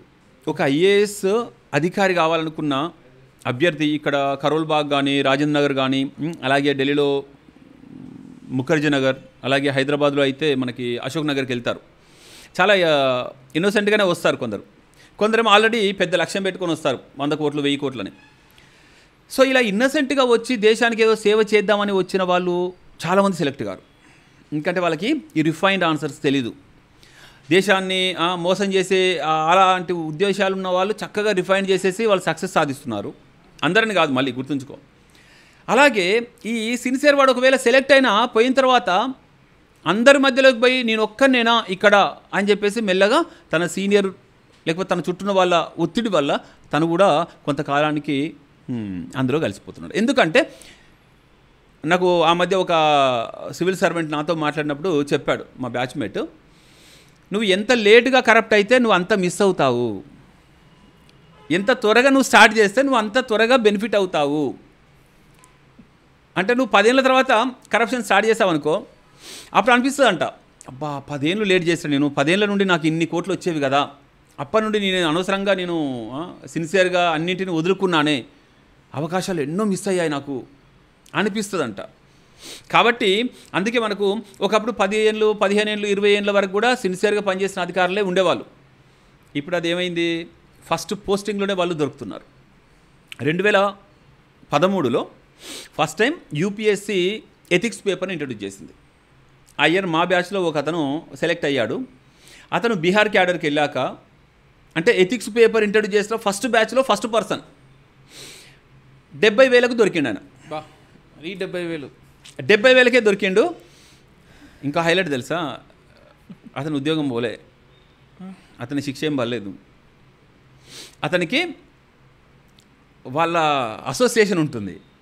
పాపం అతనికి తెలీదు వేరే వాళ్ళు ఎవరు అతని మీద వేశారని చెప్పేసి మొత్తం మీద ప్రభుత్వం పైన ఒత్తిడి తెచ్చి మరి అతన్ని మొత్తం మీద దాని నుండి తప్పించినట్టుగా వార్తలు వచ్చాయి. అంటే ఈ IAS officer IPS officer associations ప్రజలకి వెల్ఫేర్ కోసం కాదు, అంటే వాళ్ళ కమ్యూనిటీలో వాళ్ళని వాళ్ళు కాపాడుకోవడానికి ఉన్నట్టే మీరు చెప్పిన ఎగ్జాంపుల్ చూస్తుంటే ప్రజల కోసం అయితే వాళ్ళెందుకు గ్రూపులుగా తయారు కావాలి, అసోసియేషన్ కావాలి. ఎక్కడైనా ఏ ఉద్యోగులైనా వాళ్ళ అసోసియేషన్ ఏర్పడిందంటే వాళ్ళ ప్రయోజనాల కోసమే ఏర్పడుతుంది.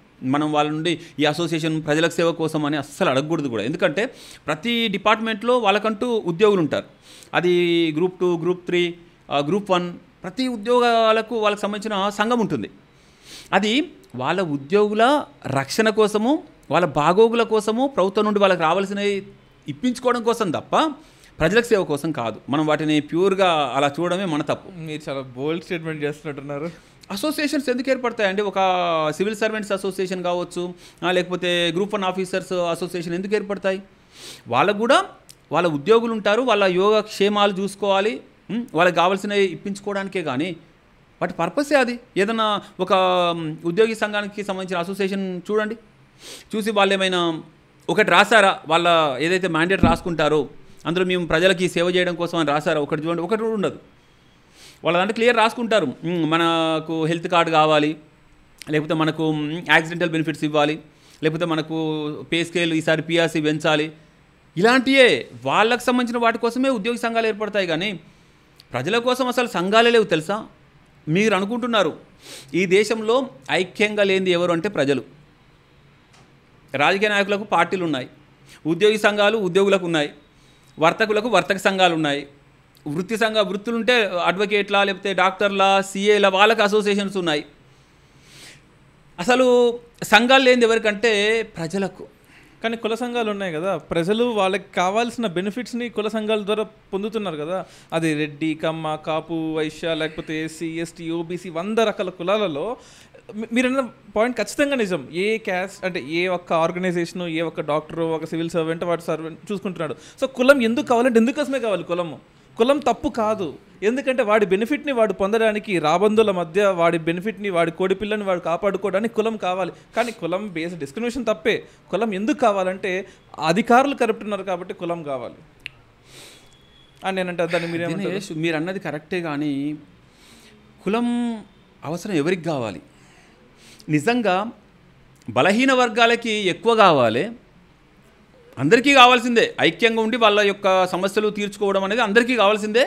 అయితే ఎక్కువగా బ్యాక్వర్డ్ ఉన్నోడికి ఎక్కువ అవసరం, కానీ ఎక్కువగా బ్యాక్వర్డ్ ఉన్నోడే ఈ రోజున ఐక్యంగా లేరు.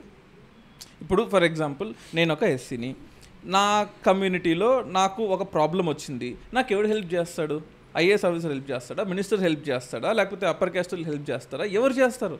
నా కమ్యూనిటీ నేను బిల్డ్ చేసుకుంటేనే కదా నాకు హెల్ప్ చేసేది. నేను తప్పుకి నేను కులాన్ని వాడట్లేదే, నాకు కావాల్సిన రైట్స్ నాకు రావడానికి కులాన్ని వాడుతున్నాను. అంటే నేను ఇప్పుడు కులం మంచిదా చెడ్డదా నేను చెప్పట్లేదు.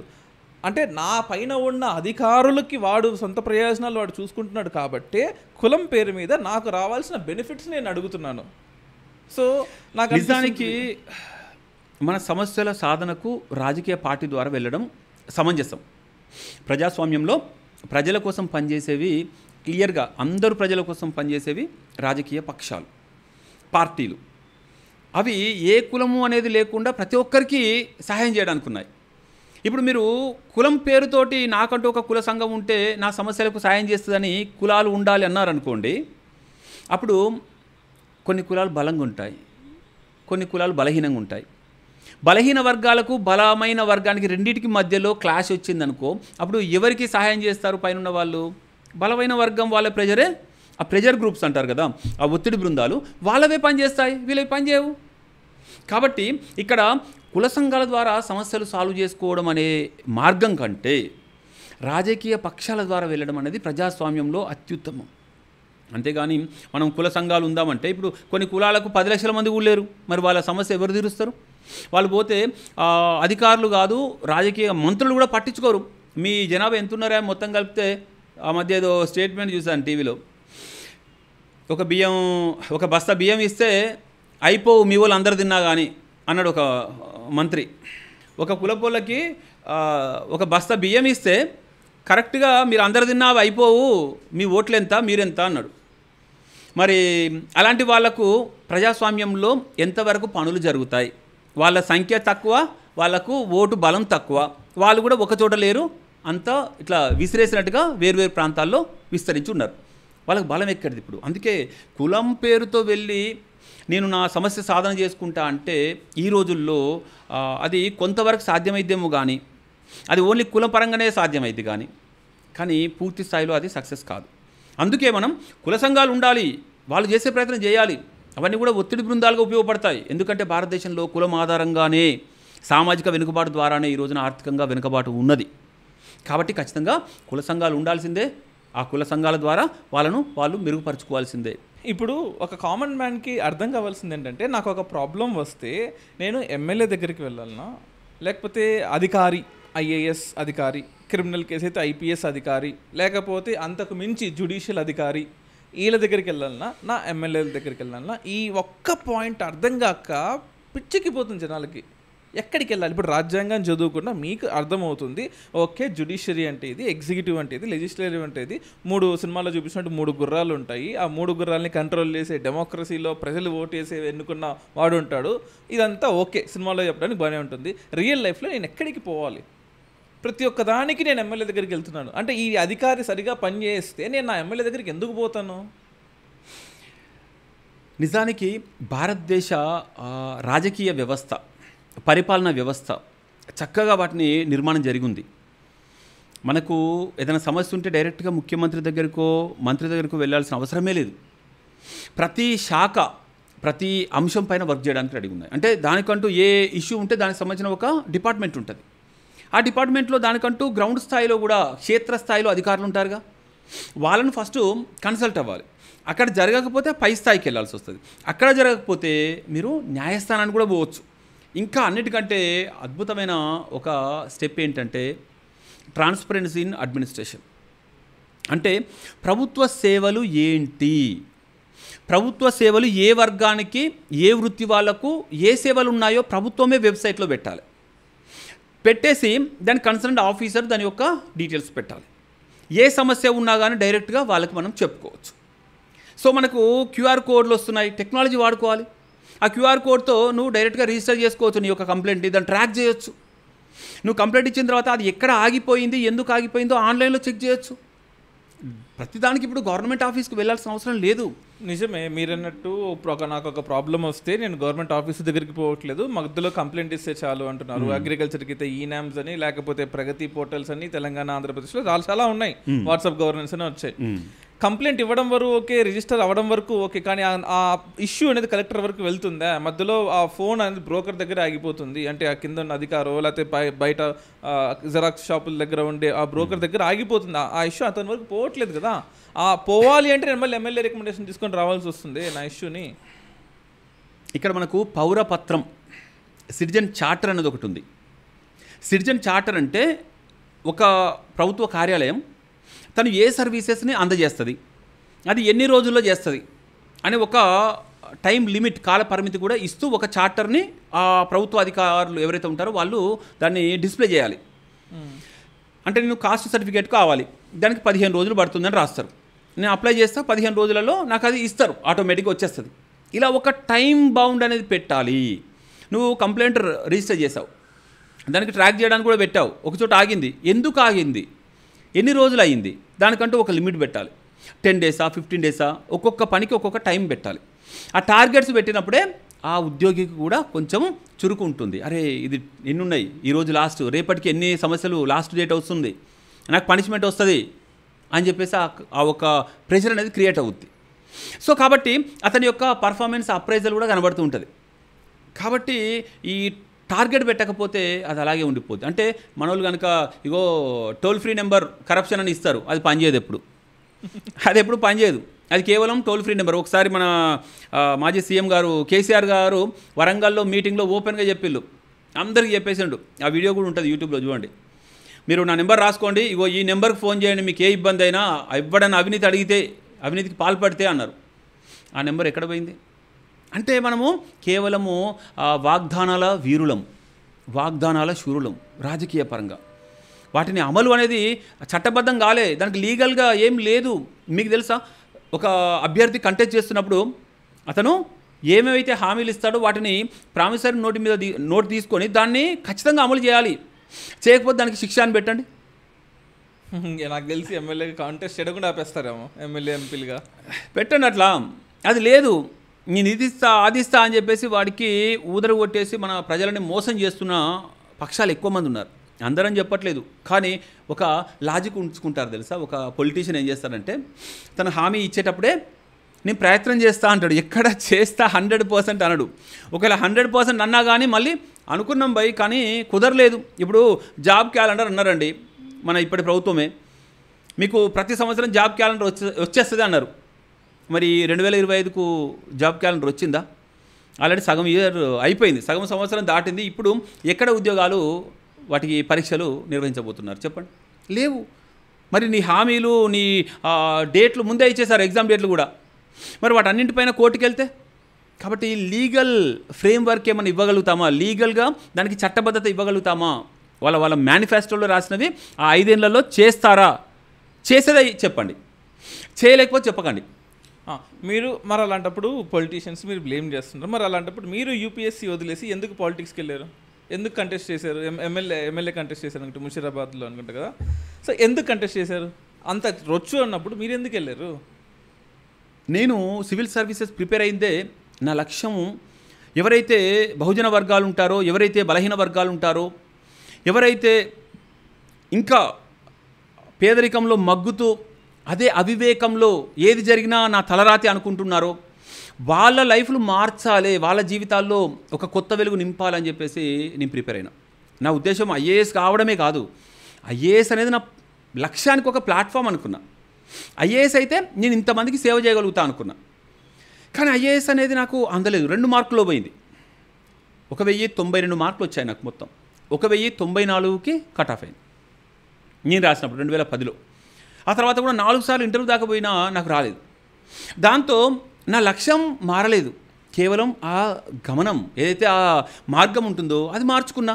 వెంటనే నా ప్యాషన్ ఏదైతే ఉందో అది సోషల్ యాక్టివిస్ట్గా MSW చేశా. ఢిల్లీ యూనివర్సిటీ నుండి మాస్టర్ ఆఫ్ సోషల్ వర్క్ చేశా. ఐఏఎస్ ప్రిపేర్ అయిన వాడికి సమాజం మీద 360 degrees అవేర్నెస్ ఉంటుంది. మీరు ఒక సైంటిస్ట్ అయితే ఆ సైన్స్ ఆ సబ్జెక్ట్ తెలుస్తుంది.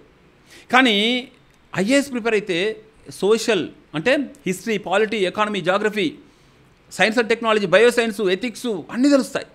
కాబట్టి మనం ఇంకా అద్భుతంగా పాలసీ మేకర్ అవ్వచ్చు. ప్రజాస్వామ్యంలో నిజమైన మార్పుకు సూత్రధారి అంటే మనకు రాజకీయ నాయకుడే. కాబట్టి నేను వెంటనే ఢిల్లీ నుండి హైదరాబాద్కు వచ్చేసి సికింద్రాబాద్ నుండి ఎంపీగా పోటీ చేశాను. ఆ తర్వాత ముషీరాబాద్ నుండి ఎమ్మెల్యేగా కూడా పోటీ చేశాను. ఏదో గెలుస్తానని కాదు, కనీసము ఈ ఐఏఎస్ ప్రిపేర్ అయిన వాళ్ళు రాజకీయాల్లోకి రండి. ప్రజలకు నికాసైన నిజమైన ప్రజాసేవకులు అభ్యర్థులుగా కనబడతలేరు. ఇప్పుడు ఎమ్మెల్యే, ఎంపీ కంటెస్ట్ జరిగినప్పుడు ఎలక్షన్స్లో అభ్యర్థుల ప్రొఫైల్ చూడండి. ఎంతమంది పిహెచ్డి చేసిన వాళ్ళు ఉన్నారో కౌంట్ చేయండి. ఎంతమంది ఐఏఎస్ లాంటివి ఎగ్జామ్లకు ప్రిపేర్ అయ్యి నాలెడ్జ్ మొత్తాన్ని వడబోసిన వాళ్ళు ఉంటారో చూడండి. అలాంటి వాళ్ళ సంఖ్య పెరగాలి. అప్పుడే వాళ్ళకి ప్రజలకు కూడా ఒక మంచి విజ్ఞానం ఉన్న, డెడికేషన్ ఉన్న అభ్యర్థి ఉన్నాడు, ఎంచుకుందాం. కొందరు అంటారు నాకు నోటా పెడతా సార్ అంటారు, నా నోటా పెడతా, ఎవరు నాకు నచ్చలేదు అంటారు. కానీ మనలాంటి వాళ్ళు ఒకరు ఉన్నామనుకోండి, అరే ఇతను ఐఏఎస్ ప్రిపేర్ అయ్యిందంట, కొంచెం చదువుకున్నాడు, మంచి టెక్నాలజీ లేకపోతే స్టార్టప్స్ గ్లోబల్గా ఆలోచిస్తాడు, లోకల్గా ఇంప్లిమెంట్ చేస్తాడు అని నమ్ముతారు అని నేను వచ్చా. నమ్మరు. ఎందుకు నమ్మరు నేను చెప్తాను. మీరు ఓడిపోయారని నేను చెప్పట్లేదు, విషయము ఓడిపోయారు, లేకపోతే మీరు అసెంబ్లీలో ఉండేవాళ్ళు కదా. సో ఇప్పుడు నేను ఒక లోయర్ మిడిల్ క్లాస్ ఫ్యామిలీలో ఉన్నాను. నాకు ఒక సమస్య వచ్చింది. ఆ సమస్యని నా అధికారి తీర్చట్లేదు. ఒక ఐఏఎస్ ఆఫీసర్, ఐపీఎస్ ఆఫీసర్ వాడి డ్యూటీ వాడు తీర్చట్లేదు. గ్రూప్ 1, గ్రూప్ 2, తహసీల్దార్, డిప్యూటీ తహసీల్దార్ తీర్చట్లేదు. కాబట్టి నా ఎమ్మెల్యే దగ్గరికి, నా అన్న దగ్గరికి నేను వెళ్తాను. నా అన్న దగ్గరికి, అన్న అంటే పొలిటీషియన్కి, నా అన్న దగ్గరికి నేను వెళ్తున్నాను కాబట్టి వాడు నాకు హెల్ప్ చేస్తున్నాడు, వాడికి నేను సపోర్ట్ ఇస్తున్నాను. వాడు చెత్త వెదవైనా సరే, మంచివాడైనా సరే, నేను వాడి వెనకాల ఉంటున్నాడు, ఎందుకంటే వాడు నాకు పని చేస్తున్నాడు. అదే నా అధికారి కనుక పర్ఫెక్ట్గా ఉంటే నేను ఇక్కడ మంచివాడిని సెలెక్ట్ చేసుకునేవాడిని, హానెస్ట్ ఆఫీసర్ని సెలెక్ట్ చేసుకునేవాడిని, మీలాంటి వాళ్ళని సెలెక్ట్ చేసుకునేవాడిని. కానీ నా అన్న నాకు హెల్ప్ చేస్తున్నాడు, వాడు మంచి చేసాడో నాకు అనవసరం, నాకు హెల్ప్ చేస్తున్నాడు కాబట్టి వాడు ఎలాంటి వాళ్ళని సెలెక్ట్ చేసుకుంటాను. సో అధికారి తప్పు చేస్తున్నాడు కాబట్టి కరప్టెడ్ ఆఫీసర్స్ అసెంబ్లీకి వెళ్తున్నారు, పార్లమెంట్కి వెళ్తున్నారు, మినిస్టర్లు అవుతున్నారు, దేశాన్ని రాష్ట్రాన్ని. అయితే దీని ఇంకొక విషయం ఏంటంటే, ఒక ఐఏఎస్ ప్రిపేర్ అయిన వ్యక్తే కనుక నువ్వు చెప్పిన ఆ సోకాల్డ్ నాయకుడి స్థాయిలో రాజకీయ నాయకుడిగానో, ఎమ్మెల్యేగానో, ఎంపీగానో ఉంటే ఒక లాభం ఉంది. ఏంటంటే సమాజంలో ఏదైనా చెడు జరిగేది ఉంటే, చెడు పని చేయాలంటే చెయ్యడు. ఒక ఐఏఎస్ ఆఫీసర్గా ప్రిపేర్ అయిన వ్యక్తి ఐఏఎస్ ఆఫీసర్గా తను తాను ఊహించుకుంటాడు, తను సమాజంలో మార్పులు తీసుకురావాలనుకుంటాడు. ఆ ప్యాషన్ ఉన్నప్పుడే ఐఏఎస్ కాదని ఇందులోకి వచ్చాడు. కాబట్టి ఇప్పుడు అదే పొలిటీషియన్ ప్లేస్లో ఒక ఐఏఎస్ ఆఫీసర్ ఉంటే ఇంకా ఎఫిషియన్సీ పెరుగుద్ది. ఇంకోటి కరెక్ట్ పనులు మాత్రమే చేస్తాడు, చెడు చేసే ఛాన్సెస్ తక్కువ ఉంటాయి. ఇప్పుడు మీరు చెప్తున్న సోకాల్డ్ అన్న, లేకపోతే లోకల్ పొలిటీషియను, నా కుల సంఘ నేత, ఇలాంటి వాళ్ళు రాజకీయాల్లోకి వస్తే వాళ్ళు కొంత పార్షియాలిటీ చూపించవచ్చు, తన వర్గం కోసం మాత్రమే అని. అదే ఒక ఐఏఎస్ ప్రిపేర్ అయిన వ్యక్తి వస్తే సమాజంలో తెలుసా మీకు అశోకుడు చెప్పిన ఆ సిద్ధాంతం అనేది వాళ్ళ కళ్ళ ముందు కనబడుతుంది. ఆ తేడా మీరు చూస్తారు. అశోకుడు ఏం చెప్పాడు? ప్రజలందరూ నా పిల్లలు అన్నాడు. ప్రజలందరూ నా పిల్లలు అని చెప్పేసి, నా పిల్లలను ఎట్లయితే నేను కాపాడుకుంటానో అలా ఈ రోజున నేను ప్రజలను కాపాడుకుంటాను అని ప్రతి ఐఏఎస్ అధికారి అలాగే రాజకీయ నాయకుడు కూడా భావించి సేవ చేయాలి. అది ఒక ఐఏఎస్ ఆఫీసర్ వస్తేనే జరుగుద్దని నేను అనుకుంటున్నా. విజ్ఞానవేత్తలు అయితే రావాలండి. విజ్ఞానం లేని వాళ్ళు వస్తే జరిగే అనర్థాలు మనం రోజు చూస్తూనే ఉన్నాం. మీరు ఒకటి అర్థం చేసుకోండి, విజ్ఞానవేత్తలు రావాలి అంటే అలాంటప్పుడు జేపీ గారు సీఎం అయిపోయి ఉండాలి, ఇప్పటికి జేపీ కృష్ణన్ గారు సీఎం అయిపోయి ఉండాలి, లేకపోతే శంకరన్ గారు పీఎం అయిపోయి ఉండాలి. కానీ వాళ్ళకి ఇంట్రెస్ట్ ఉందో లేదో పక్కన పెడితే, ఇప్పుడు మీలాంటి వాళ్ళు సర్వీస్ కొట్టలేక నాకు ఇంకా హానెస్టీ అనేది ఉందిరా బాయ్, నేను పాలిటిక్స్లోకి వస్తాను, హెల్ప్ చేస్తాను అంటున్నారు. మీరు పాలిటిక్స్కి పనికి రారు అని నేను అంటున్నాను, చదువుకున్న వాళ్ళు. ఎందుకు అంటే నాలాంటి చదువులేని వాడికి హెల్ప్ చేసేది చదువులేని వాడే. చదువుకున్నవాడు హెల్ప్ చేయడు, చదువుకున్నవాడు ఫైల్ పెట్టుకొని ఆఫీస్కి వెళ్ళరా అంటాడు. నాకు నా ఇంట్లో కూర్చున్నా, లేకపోతే నేను వాడికి భయపడుతున్నాను కాబట్టి నాకు పని చేసి పెట్టేవాడు నాకు కావాలి. మీరు పని చేసి పెడతారా చెప్పండి, ఫ్రాంక్గా చెప్పండి.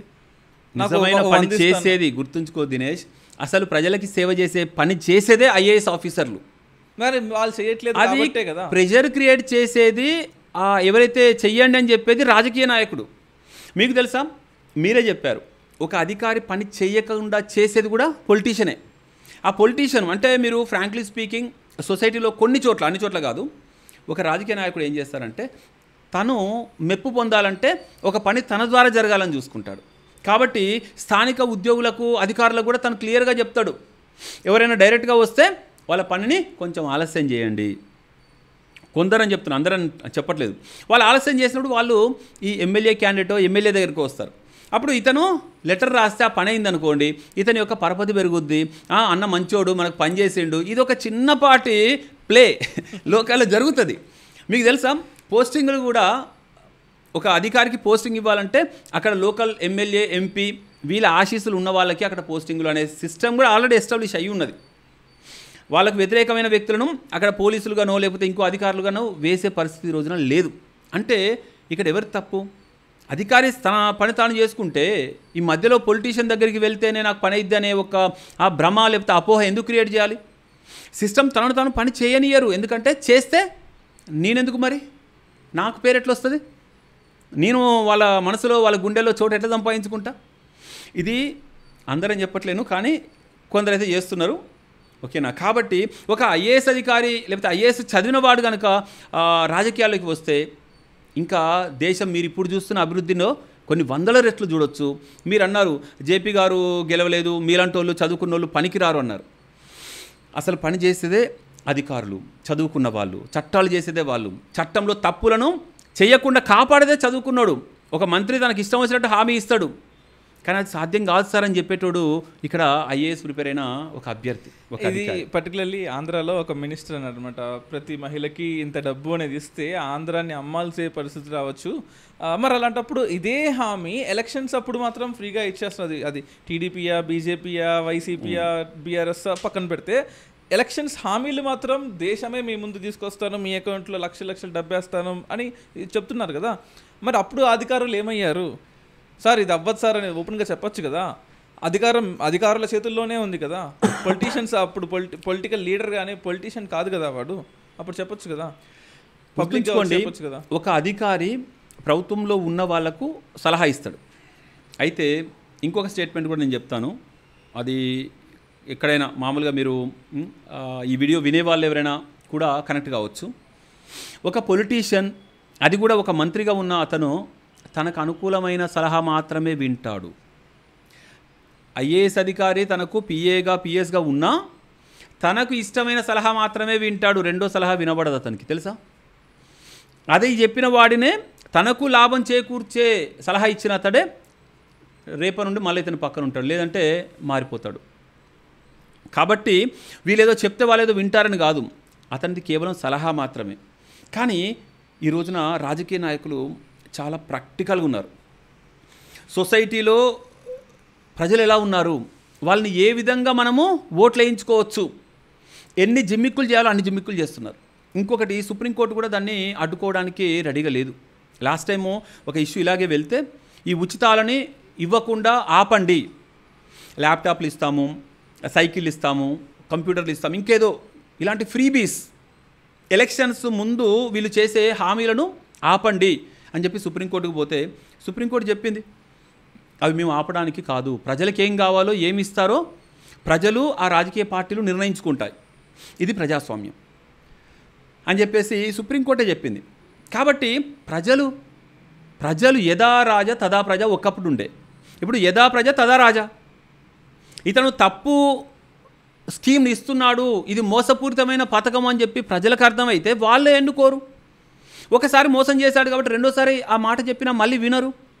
కాబట్టి ప్రజలు డిసైడ్ చేసుకోవాలి, అందుకు మేమెవరము అని చెప్పేసి సుప్రీంకోర్టు కూడా ప్రజల చేతుల్లోనే పెట్టింది. సో ప్రజలు వాటిని నమ్ముతున్నారు, ఎన్నుకుంటున్నారు. ఈసారి ఈ పార్టీ మోసం చేసింది, నెక్స్ట్ ఇంకో పార్టీకి ఇస్తారు ఛాన్సు. అప్పుడు ఆ పార్టీ మోసం చేస్తే తర్వాత ఇంకో పార్టీ అని చూస్తారు. వేరే పార్టీ ఆల్టర్నేటివ్ లేదనుకోండి, అప్పుడు మళ్ళీ ఈ పార్టీ వాళ్ళనే తప్పదని చెప్పేసి ఇస్తారు. అలా ఎలా అంటే మనకు జేపీ గారు ఒకసారి ఎగ్జాంపుల్ కూడా చెప్పారు. ప్రజలకు కొరడా దెబ్బలు కావాలన్నా ఉల్లిపాయ తింటావా, ఒక ఎగ్జాంపుల్ చెప్పారు. అంటే ఇది కాకపోతే అది ఏదో ఒకటి. అంటే నిజం చెప్పాలంటే దేశం కోసమే పనిచేసే నిజమైన ప్రజల కోసము, అది కూడా ప్రాక్టికల్గా పనిచేస్తే పొలిటికల్ పార్టీ యొక్క ఆవశ్యకత చాలా ఉంది. ఈ రోజున ఉన్న పార్టీలలో పార్టీ మంచిదే కావచ్చు, కానీ పార్టీలో ఉన్న వ్యక్తులు అధికారం కోసం ఏమైనా చేయడానికి ముందుకెళ్తున్నారు. పార్టీలు మంచివే, మంచి సిద్ధాంతాలతోటి, మంచి విజనరీలతో స్టార్ట్ చేయబడ్డాయి అవన్నీ. కానీ అందులో ఉన్న వ్యక్తులు దీన్ని రాంగ్ ట్రాక్లోకి తీసుకెళ్తున్నారు. కాబట్టి ఇక్కడ అవసరమైతే కొత్త పార్టీ అవసరం ఇక్కడ ఉంది. అలాగే కొత్త తరం కూడా రావాలి. ముఖ్యంగా మేధావులు, ప్రొఫెసర్లు, ఐఏఎస్, ఐపీఎస్ ప్రిపేర్ అయిన వాళ్ళు, రిటైర్ అయిన వాళ్ళు, మంచి ఇంజనీర్లు, వీళ్ళ విజ్ఞానాన్ని మొత్తం తీసుకొచ్చేసి ఒక మేధో మదనం చేసైనా కానీ ఒక కొత్త పొలిటికల్ పార్టీ తీసుకురావాలి. అప్పుడు ఖచ్చితంగా ప్రజలని మార్చాలి, ప్రజలనే అవసరమైతే ఇన్ఫ్లుయెన్స్ చేయాలి. ఈ రోజున ప్రజలకు ఏది ఇష్టమైతే అది చేస్తాం. కొందరైతే ప్రజలకే నేర్పుతున్నారు. అసలు ప్రజలు కోరకముందే మేము ఉచిత బస్సు ఇస్తామంటారు. అసలు నిజంగా ప్రజలు కోరిల్లా? ప్రజలు రోడ్ల మీదకి వచ్చి ధర్నా చేసి ఈరా బాబు అంటే దాన్ని నెరవేర్చరు. కానీ ఓట్ల కోసం మాత్రం ఏదో వాళ్ళు అడగని హామీ మాత్రం ఇస్తారు. ఇది ఈ రోజున రాజకీయాలు ఆడుతున్న ఒక ఆట. కాబట్టి ఇది నిజమైన రాజకీయం కాదు, ఇది అభివృద్ధి రాజకీయం కాదు. ఇలా వెళ్తే మనం వికసిత్ భారత్, ప్రపంచంలోనే విశ్వగురువు అయ్యే అవకాశాలు తగ్గుతాయి. కాబట్టి ఖచ్చితంగా ఉన్న పార్టీలలో మంచి వ్యక్తులు రావాలి, కొత్త వాళ్ళు రావాలి, మేధావులు రావాలి, సామాజికవేత్తలు రావాలి, లేదంటే కొత్త పార్టీలే రావాలి. ఇప్పుడు మీరన్న ఈ పొలిటికల్ సిస్టమ్ చెడిపోతుంది, దాన్ని బాగు చేయాలి, లేకపోతే చదువుకున్న వాళ్ళు పొలిటిక్స్లోకి రావాలి ఉంది చూసారా? ఎందుకు రావాలి అనే దానికి మీరు చెప్పారు, ఎగ్జాంపుల్ చెప్పారు. నేనేమంటున్నా అంటే రావాల్సిన అవసరమే లేదు. ఆ ఐఏఎస్ ఆఫీసరు, ఆ IPS officer, IRS, IFS, IRTS ఉన్న సర్వీస్లో వాళ్ళందరూ కూడా హానెస్ట్గా ఉంటే ఏ ప్రజలు అనేవాడు కూడా అధికారి దగ్గరికి వెళ్ళి, ఆ సర్వెంట్ దగ్గరికి వెళ్ళి పని చేయించుకుంటాడు. కానీ నేను ఫస్ట్ నుంచి చెప్పేది అదే, ఆ ఎమ్మెల్యే దగ్గరికి, ఎంపీ దగ్గరికి వెళ్ళాల్సిన అవసరం రాదు. అంటే if is integrate, if is honest, if he has ethics, he has morals, ఎందుకు వెళ్తాడయ్యా వాడు ఎమ్మెల్యే దగ్గరికి? ఎందుకు వెళ్తాడు? చట్టాలు చేయడానికి ఎమ్మెల్యేని ఎంచుకున్నాను, కానీ నా పని చేయడానికి కాదు ఎమ్మెల్యేని ఎన్నుకుంది నేను. ఈ చిన్న లాజిక్, నా పని చేయడానికి ఐఏఎస్ ఆఫీసర్ కావాలి, నా పని చేయడానికి నా గ్రూప్ 2 ఆఫీసర్ కావాలి, వాడు చేయట్లేదు కాబట్టే ఎమ్మెల్యే దగ్గరికి వెళ్తున్నాను. సో ఇదే సంఘటన, నువ్వు చెప్పిన సంఘటనలో ఐఏఎస్ ఆఫీసర్ కరెక్ట్ పని చేస్తే నాకు పొలిటీషియన్ అవసరం ఉండదు కదా, అందులో మీరు రావాల్సిన అవసరం కూడా ఉండదు కదా, ఎవరున్నా నడుస్తుంది కదా అన్నారు.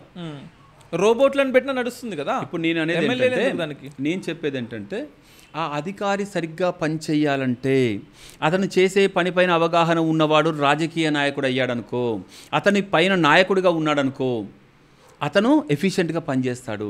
అతన్ని ఆపేటోడు ఉండడు కదా. మనం చెప్పుకున్నట్టుగా అధికారిని ఆపేది రాజకీయ నాయకుడే అయినప్పుడు, ఆ రాజకీయ నాయకుడు కనుక చదువుకున్నోడు, అదే ఐఏఎస్ చదివినవాడు వస్తే అతను ఈ అనవసరమైన ఏవైతే లేట్ చేస్తున్న హడ్డిల్స్ ఉంటాయో అన్నీ తీసేస్తాడు, స్వేచ్ఛ ఇస్తాడు. ప్రజలకు సేవ చేయడానికి రా బాబు మీరు ఉన్నది అని చెప్పేసి స్పష్టం చేస్తాడు. అందుకోసం రాజకీయాల్లోకి చదువుకున్నవాడు రావాలి, అది కూడా మన యొక్క భారతీయతను తెలిసినవాడు రావాలి. ఈ రోజున ఎంతమంది రాజకీయ నాయకులకు ఎస్ఎన్టీ, సైన్స్ అండ్ టెక్నాలజీ తెలుసు, మన చరిత్ర తెలుసు, మన సమాజంలో మూలాలు తెలుసు. మన సమాజంలో ఇప్పుడు ఒక సమస్య ఉందంటే దాని మూలం ఎంతమందికి తెలుసు? ఒక పొలిటీషియన్ ఏమన్నాడు తెలుసా? మా దగ్గర డ్యామ్ నిర్మాణం చేయకండి, చేస్తే మా దగ్గర డ్యామ్ నిర్మాణం చేస్తే మా నీళ్ళు అయిపోతాయి అన్నాడు. అంటే డ్యామ్ నిర్మాణం చేస్తే విద్యుత్ ఉత్పత్తికి నీళ్ళన్నింటినీ వాళ్ళు వాడుకుంటే నీళ్లు అయిపోతాయి అన్న థాట్లో ఒక రాజకీయ నాయకుడు ఉన్నాడు. అతను మినిస్టర్ స్థాయికి వెళ్తే ఇక అతను ఏం అర్థం చేసుకుంటాడు? అతను క్లోనింగ్ అంటే ఏమర్థమైంది, ప్రపంచీకరణ అంటే అర్థమైంది, ఆర్టిఫిషియల్ ఇంటెలిజెన్స్ అంటే ఏం తెలుస్తుంది? దాని మీద చట్టాలు ఎవరు చేస్తారు?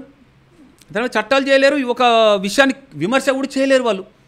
మరి ఇలాంటి సబ్జెక్టు పైన అవగాహన లేని వాళ్ళు రాజకీయాల్లోకి వస్తే మీకు తెలుసా అక్కడ కూడా అధికారులదే ఆట అవుతుంది.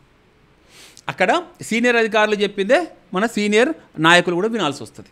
కాబట్టి empowerment of politician is important. కాబట్టి చదువుకున్న వాడు వస్తే త్వరగా సబ్జెక్ట్ నేర్చుకొని ఉంటాడు. కాబట్టి సులభంగా దేశానికి ఏది కరెక్ట్ చేయాలి, మన లక్ష్యాలు ఎలా నెరవేర్చుకోవాలి, సుస్థిరాభివృద్ధి, మనకు సస్టైనబుల్ డెవలప్మెంట్ అని ఉంటుంది, సుస్థిరాభివృద్ధి లక్ష్యాలు ఉంటాయి, అలాగే ఇంక్లూసివ్ గ్రోత్ ఉంటుంది. ఇలాంటివన్నిటిని మనం సాధించుకోవడానికి వీళ్ళకి ఆల్రెడీ ఇన్ఫర్మేషన్ ఉంటుంది. మీకు తెలుసా, ఒక ఐఏఎస్ అధికారి పొలిటీషియన్కు చెప్పి ఆ తర్వాత అతనికి నాలెడ్జ్ ఇవ్వాల్సి వస్తుంది. అదే తెలిసిన వాడు వచ్చిండు అనుకో, ఐఏఎస్ గ్రూప్ 1లు చదివిన వాళ్ళు కనుక ఐఏఎస్ ఓకే సెలెక్ట్ అయినా సెలెక్ట్ కాకపోయినా రాజకీయాల్లోకి వస్తే ఈ దేశం బాగుపడుతుంది. సో విజ్ఞానవేత్తలు కావాలి. సో మీరు అనేది ఒక ఐఏఎస్ చదువుకున్న వ్యక్తి లేకపోతే గ్రూప్ 1 గ్రూప్ 2 చదువుకున్న వ్యక్తులు సర్వీస్ వస్తే దేశానికి సేవ చేయండి, సర్వీస్ రాకపోతే పాలిటిక్స్ కన్నా వెళ్ళి అట్లీస్ట్ క్వశ్చన్ చేయండి, అది కూడా కుదరకపోతే ఒక జర్నలిస్ట్గా జరిగే తప్పుని అట్లీస్ట్ ప్రజలకు పెట్టండి. అప్పుడే ట్రూ డెమోక్రసీ అనేది మనకు వస్తుంది. నేను ఎప్పుడు కూడా ఇదే చెప్తూ ఉంటా, ఏంటంటే ఐఏఎస్ ప్రిపేర్ అయ్యే అభ్యర్థి చాలా ఆటుపోట్లకు గురవుతాడు, చాలా విజ్ఞానం నేర్చుకుంటాడు, చాలా రకాలుగా టెస్ట్ చేయబడతాడు యూపీఎస్సీ చేత. ప్రిలిమ్స్, మెయిన్స్, ఇంటర్వ్యూ, ఎగ్జామ్ రాసేటప్పుడు, రిజల్ట్ అప్పుడు ప్రతిసారి ప్రెజర్ గురవుతాడు, చాలా రిఫైన్ అవుతాడు. ఇంత అద్భుతమైన నాలెడ్జ్ను, ఇంత అద్భుతమైన టెస్ట్ అనేది జరిగిన తర్వాత ఫెయిల్ అయితే అస్సలు డిసప్పాయింట్ కావద్దు. వస్తే అద్భుతం చేద్దాం, రాకపోతే మహాద్భుతం చేద్దాం. వస్తే టేబుల్కి ఇటు సైడ్ ఉండి దేశ సేవ చేద్దాం, రాకపోతే టేబుల్కి అటు సైడ్ కూర్చొని ఇటు సైడ్ ఉన్న వాళ్ళతో పని చేపిద్దాం. దేశానికి ఈ అధికారి సరిగ్గా పనిచేస్తున్నాడా లేదా, ప్రజలకు అతనికి మధ్యలో వారధిగా ఉందాం. అది మీడియాలోకి కావచ్చు, లేకపోతే సామాజికవేత్తగా కావచ్చు, రాజకీయ నాయకుడిగా కావచ్చు, ప్రజలకు అధికారులకు మధ్యలో అనుసంధానంగా మనం పనిచేయచ్చు. కాబట్టి ఎక్కడ కూడా నాకు ఐఏఎస్ రాలేదు, నేను నా లైఫ్ వేస్ట్ అయింది, నా చదువు వేస్ట్ అయింది అస్సలు అనుకోవద్దు. అద్భుతం కాదు మహాద్భుతం మీకోసం ఎదురు చూస్తుంది అనుకోండి. అందుకోసం ఈ పాడ్కాస్ట్ చేయడానికి కారణం కూడా అదే. సివిల్ సర్వీసెస్ చదివిన ఇద్దరు, ఒకతను పాలిటిక్స్ సివిల్ సర్వెంట్గా మెంటర్ కావండి పాలిటిక్స్కి వెళ్ళాడు, ఒకతను మెంటర్ కావండి ఈ యూపీఎస్ రేడియో స్టార్ట్ చేశాం. సో మా ప్రయత్నం ఇదే, పాలిటిక్స్లో క్వశ్చన్ చేయాలి, సొసైటీని క్వశ్చన్ చేయాలి, ఆ అధికారం ప్రజల దగ్గర ఉంది అని చెప్పాలనే మా ఉద్దేశంతో ఈ పాడ్కాస్ట్ చేశాము. On this note I thank very much for coming to this podcast. Okay, thank you Dinesh. At least నా మనసులో ఉన్న ఎన్నో థాట్స్ని కనీసం ఈ పాడ్కాస్ట్ ద్వారా కొంతవరకైనా నేను చెప్పాను అనుకుంటున్నా, కొత్త తరానికి కొంత హోప్ ఇచ్చానని అనుకుంటున్నా. Thank you very much.